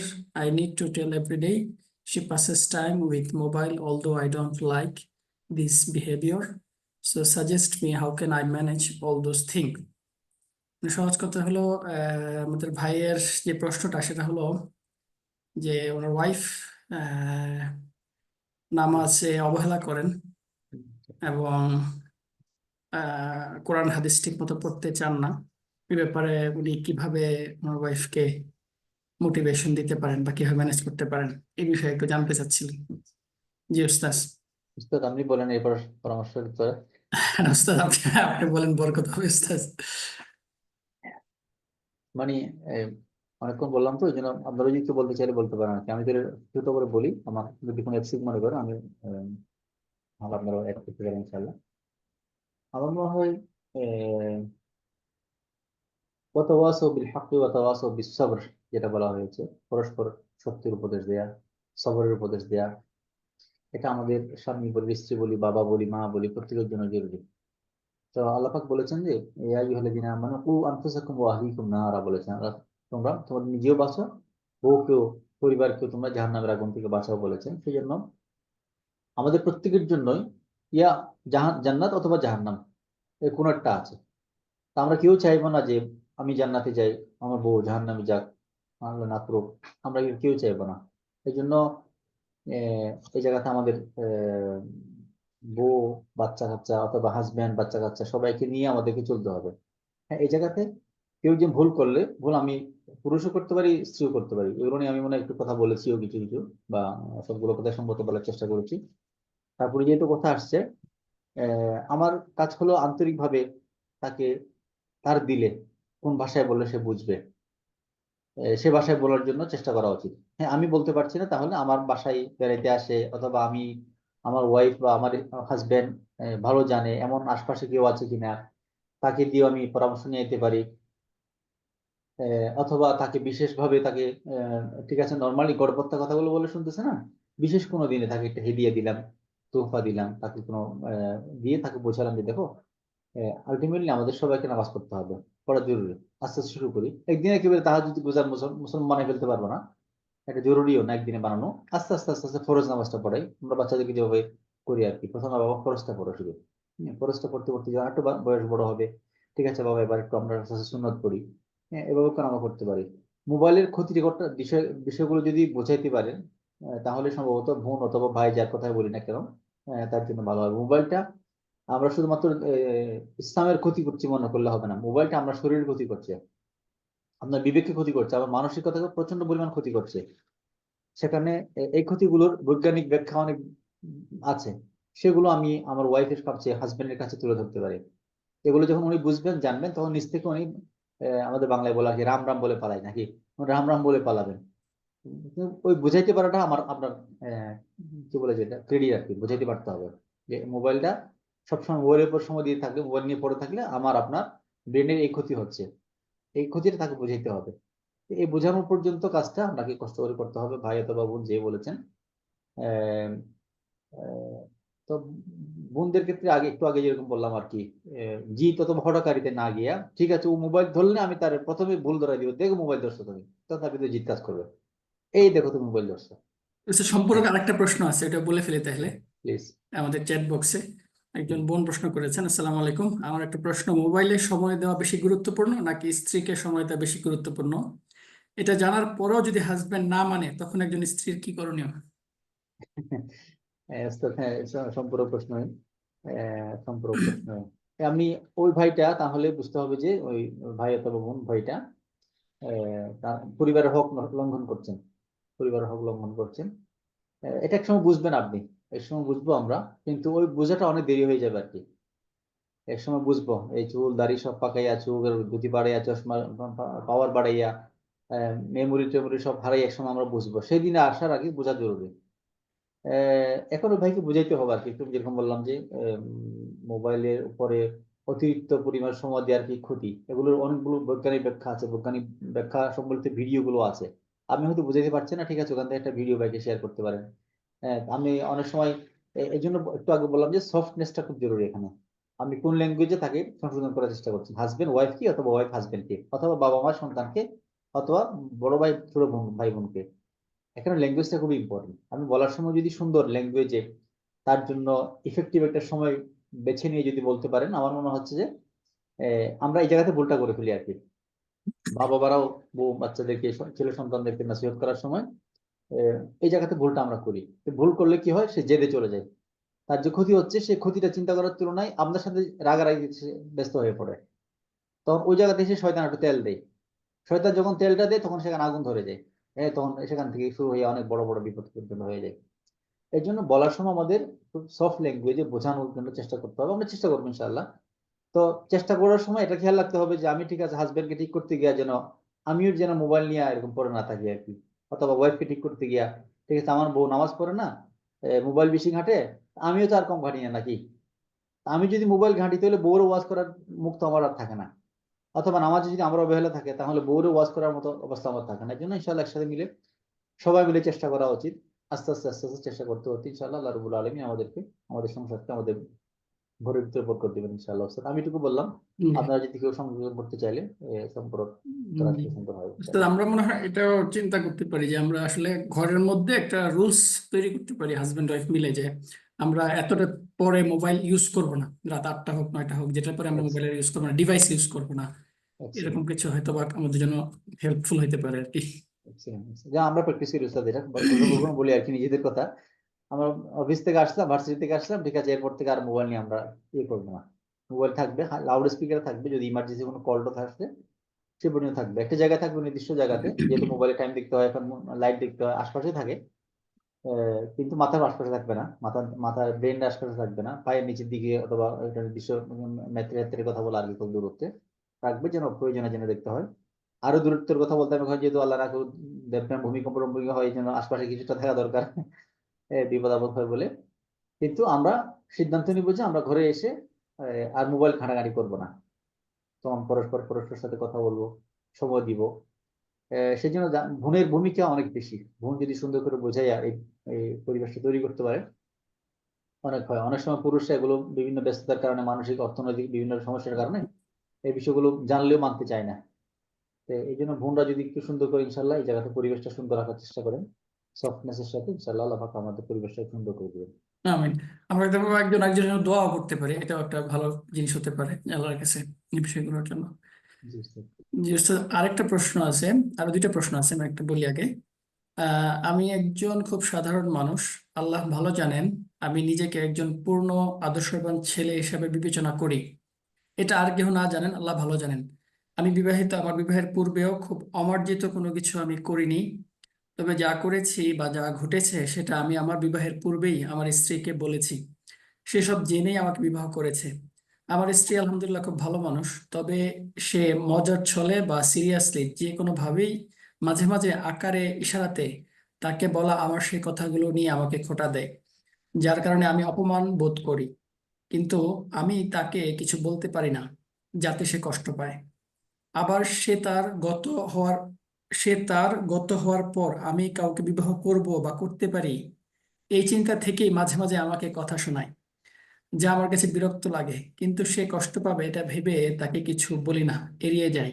তার এহেন আচরণ আমার মাঝে মাঝে নিজেকে খুব ছোট মনে করায়, কিন্তু সে তা বুঝে না। কিছু পরামর্শ দিন, ধন্যবাদ। আপনি দেন পরামর্শ প্লিজ। বুঝতেছ, এখানে দুইটা বিষয় আর কি উনি জানতে চাইছে, মানে আমরা যদি সামারি করি, একটা হলো যে ওনার অতীতের কোনো বিষয় নিয়ে ওনার ওয়াইফ ওনাকে বিভিন্ন সময় আহ, খোঁটা বিশ্বাস দেয়। করে বলেছে, বিশ্বাস করে হ্যাঁ, বলেছে, ওরা উনি জি, ধরে দিচ্ছেন, হ্যাঁ। জি। আরেকটা হলো যে ওনার ওয়াইফ এইটা ওনাকে ইয়ে করতে চায় যে উনি যদি মারা যায় তাহলে তারপরে উনি বিবাহ করবে কিনা। হ্যাঁ, এটা নিয়ে ওনাকে আহ কি বলে এটাকে, পিঞ্চিং করে আর কি। ওস্তাদ, সংসারটা খুব সিরিয়াস জিনিস, এটা খেল তামাশার জায়গা না। সংসারটা সিরিয়াস। ঠিক আছে, বয়স যেহেতু আছে আমাদের, হয়তো এখনো ইয়াং আছি, অনেক মজা করতে পারি, মজা করারও।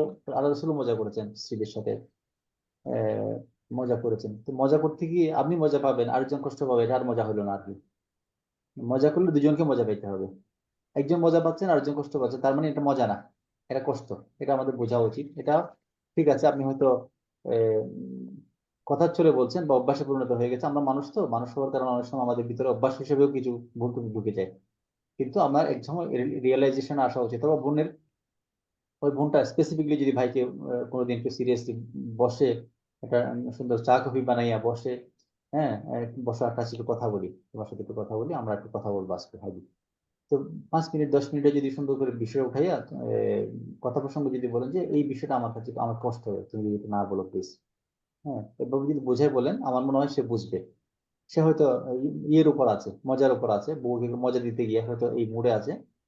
তো সেজন্য একদিন সুন্দর করে চা কফি কোন একটা আয়োজন করে বসে সুন্দর করে যদি আপনি আপনার সমস্যার কথাগুলো যদি বলেন তাকে, আশা করি সে বুঝবে। শুক্রিয়া ওস্তাজ। আলটিমেটলি কথা বলে সমাধান করতে হবে, কথা বলা ছাড়া অন্য কোনো ভাবে সমাধান করার জি। সুযোগ নেই। কথা বলে সমাধান করতে হবে। আল্লাহ পাক আমাদেরকে ইনশাল্লাহ ইয়ে করে দেন। আর আরেকটা বিয়ে করার জন্য বসে থাকেন না কি, আগে যেটা বিয়ে করেছেন ওটাকে নিয়ে সুন্দর করে আগে জান্নাত জাহান্নাম নির্ধারণ করেন। আরেকটা মরবে, তারপরে এই যে গাছে আম ধরবে, কাঁঠাল পাকবে, কাক আসবে খাবে, এই এই জিনিস জন্য বসে না থেকে আপনার জন্য আপাতত যেটা বিয়ে করেছি আমরা, সেটাকে নিয়ে জান্নাত কিভাবে পাই সে চেষ্টা করি ইনশাআল্লাহ। আল্লাহ রাব্বুল আলামিন আমাদের জন্য দুনিয়ার জীবনটা সুন্দর করুক। হ্যাঁ, এই ওস্তাদ, আরেকটা আছে চ্যাট বক্সে একটা লিখছে একজন, আর আমিজুল ইসলাম রাফি ভাই। হ্যাঁ, আমার এই পরামর্শের পাশাপাশি সাইকোলজিস্টের সাথে দুজন মিলে কাউন্সিলিং করা উচিত, আমার ব্যক্তিগত পরামর্শ। আচ্ছা, উনি একটা জি, পরামর্শ দিয়েছেন। গুড। জি। আর আরেকটা প্রশ্ন আসছে আমাদের এখানে, আমাদের লিংকে। আসসালামু আলাইকুম রহমতুল্লাহ, আমার স্ত্রী খুব ধার্মিক, মাশাআল্লাহ। বিয়ের পর থেকে আমার আব্বা আম্মার সাথে ওনার আন্ডারস্ট্যান্ডিং এর কিছু সমস্যা হয়েছিল। এখন বলতে গেলে উনি আমার বাবা মার সাথে কথা বলেন না। তবে বড় সমস্যা হলো আমার ছেলে মেয়েদেরকে আমার আব্বা আম্মার সাথে কথা বলতে দিতে চান না। এমনকি আমি বাসায় আসলে যদি তাদের সাথে কথা বলিয়ে দেই, তারপর যখন আমি বাসায় থাকি না তখন তাদেরকে বকাঝকা করেন। এজন্য আমার সন্তানেরা তাদের দাদা দাদির সাথে কথা বলতে চায় না, তাদের মা তাদের মার বকার ভয়ে। আমি কিভাবে সমাধান করতে পারি? এটা সাংঘাতিক একটা বিষয় আমরা করছি, প্র্যাকটিস করছি, সম্ভবত এটা না করা উচিত। বোনের বোঝা উচিত যে বাচ্চারা আলটিমেটলি শুধুমাত্র আপনাদের আপনাদের দিয়ে জীবন শুরু হয় নাই তার।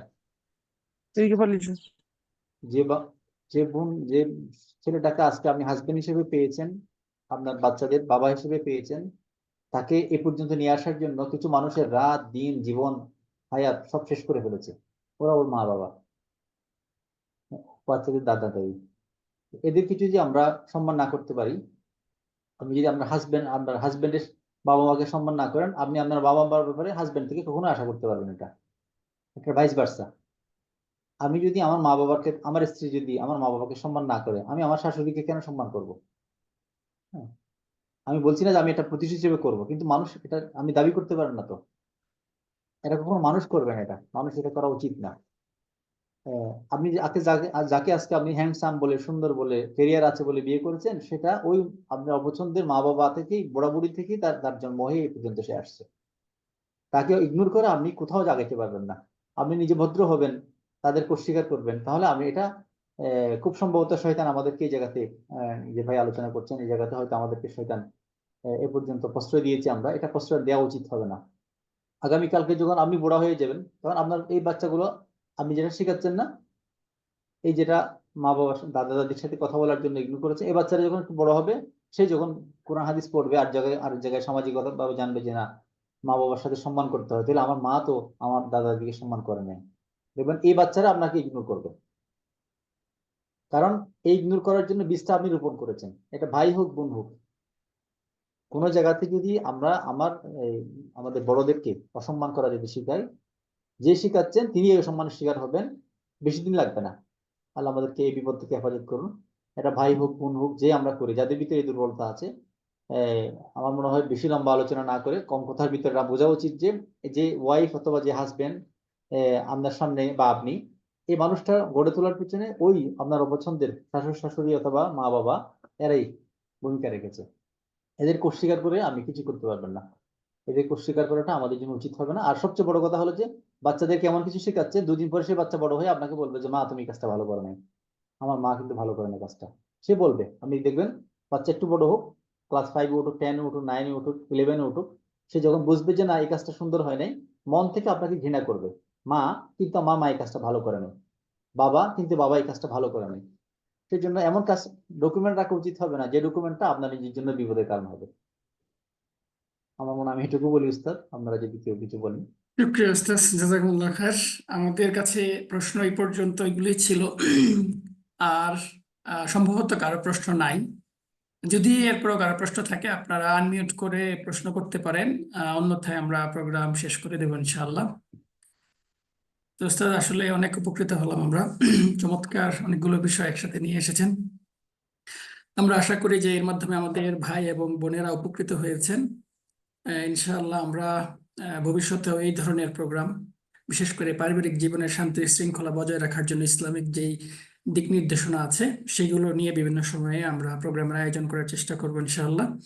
আপনাদের সক্রিয় সহযোগিতা এবং অংশগ্রহণ কামনা করছি। তো আর যেহেতু কারো আনমিউট করে কেউ কিছু বলতে চাইলে বলতে পারেন, বিশেষ করে মন্তব্য করতে পারেন আপনাদের কেমন লাগলো আজকের এই আলোচনা। কেউ কিছু বলতে চাইলে আমার মনে হয় বলতে পারেন। আসসালামু আলাইকুম উস্তাদ, ওয়ালাইকুম আসসালাম। অসংখ্য ধন্যবাদ। আহ নবদম্পতিত্বের জন্য এগুলো খুব ভালো কাজে দিবে। খুব এনজয় করছি। ইনশাআল্লাহ। ওস্তাদ, এই আহ, একটা হচ্ছে যে দাবি, সেটা হলো এই রেকর্ডিং যেহেতু হয়েছে, রেকর্ডিং সবার সাথে শেয়ার করবে, আমরা আরো স্লাইড গুলো ভালো মতো পড়বো।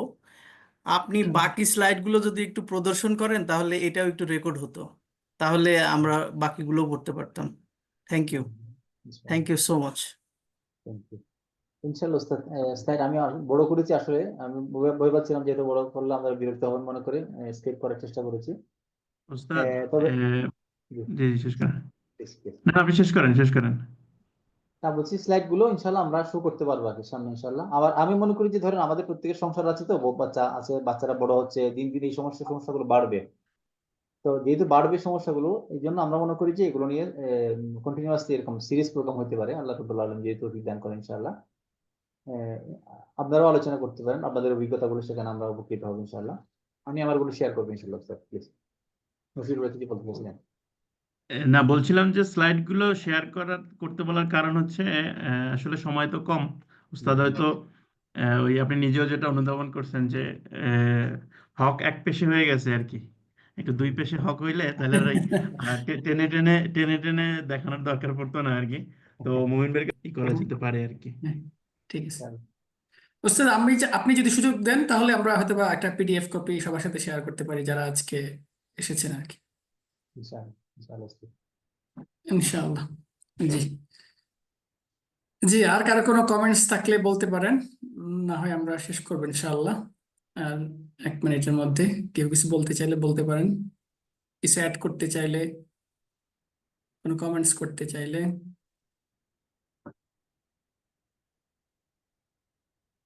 মনে হচ্ছে আমাদের কমেন্টস কারো কিছু অ্যাড করার নাই।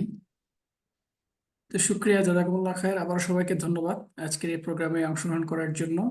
ইনশাল্লাহ এই প্রোগ্রামের কন্টিনিউসি আমরা রাখার চেষ্টা করব। আল্লাহ রাব্বুল আলামিন আমাদের পরিবারগুলোকে জান্নাতি পরিবার হিসেবে গড়ে তোলার তৌফিক দান করুন। আমিন। আখির দাওয়ানা আলহামদুলিল্লাহি রাব্বিল আলামিন। আসসালামু আলাইকুম ওয়া রাহমাতুল্লাহ। ওয়ালাইকুম আসসালাম।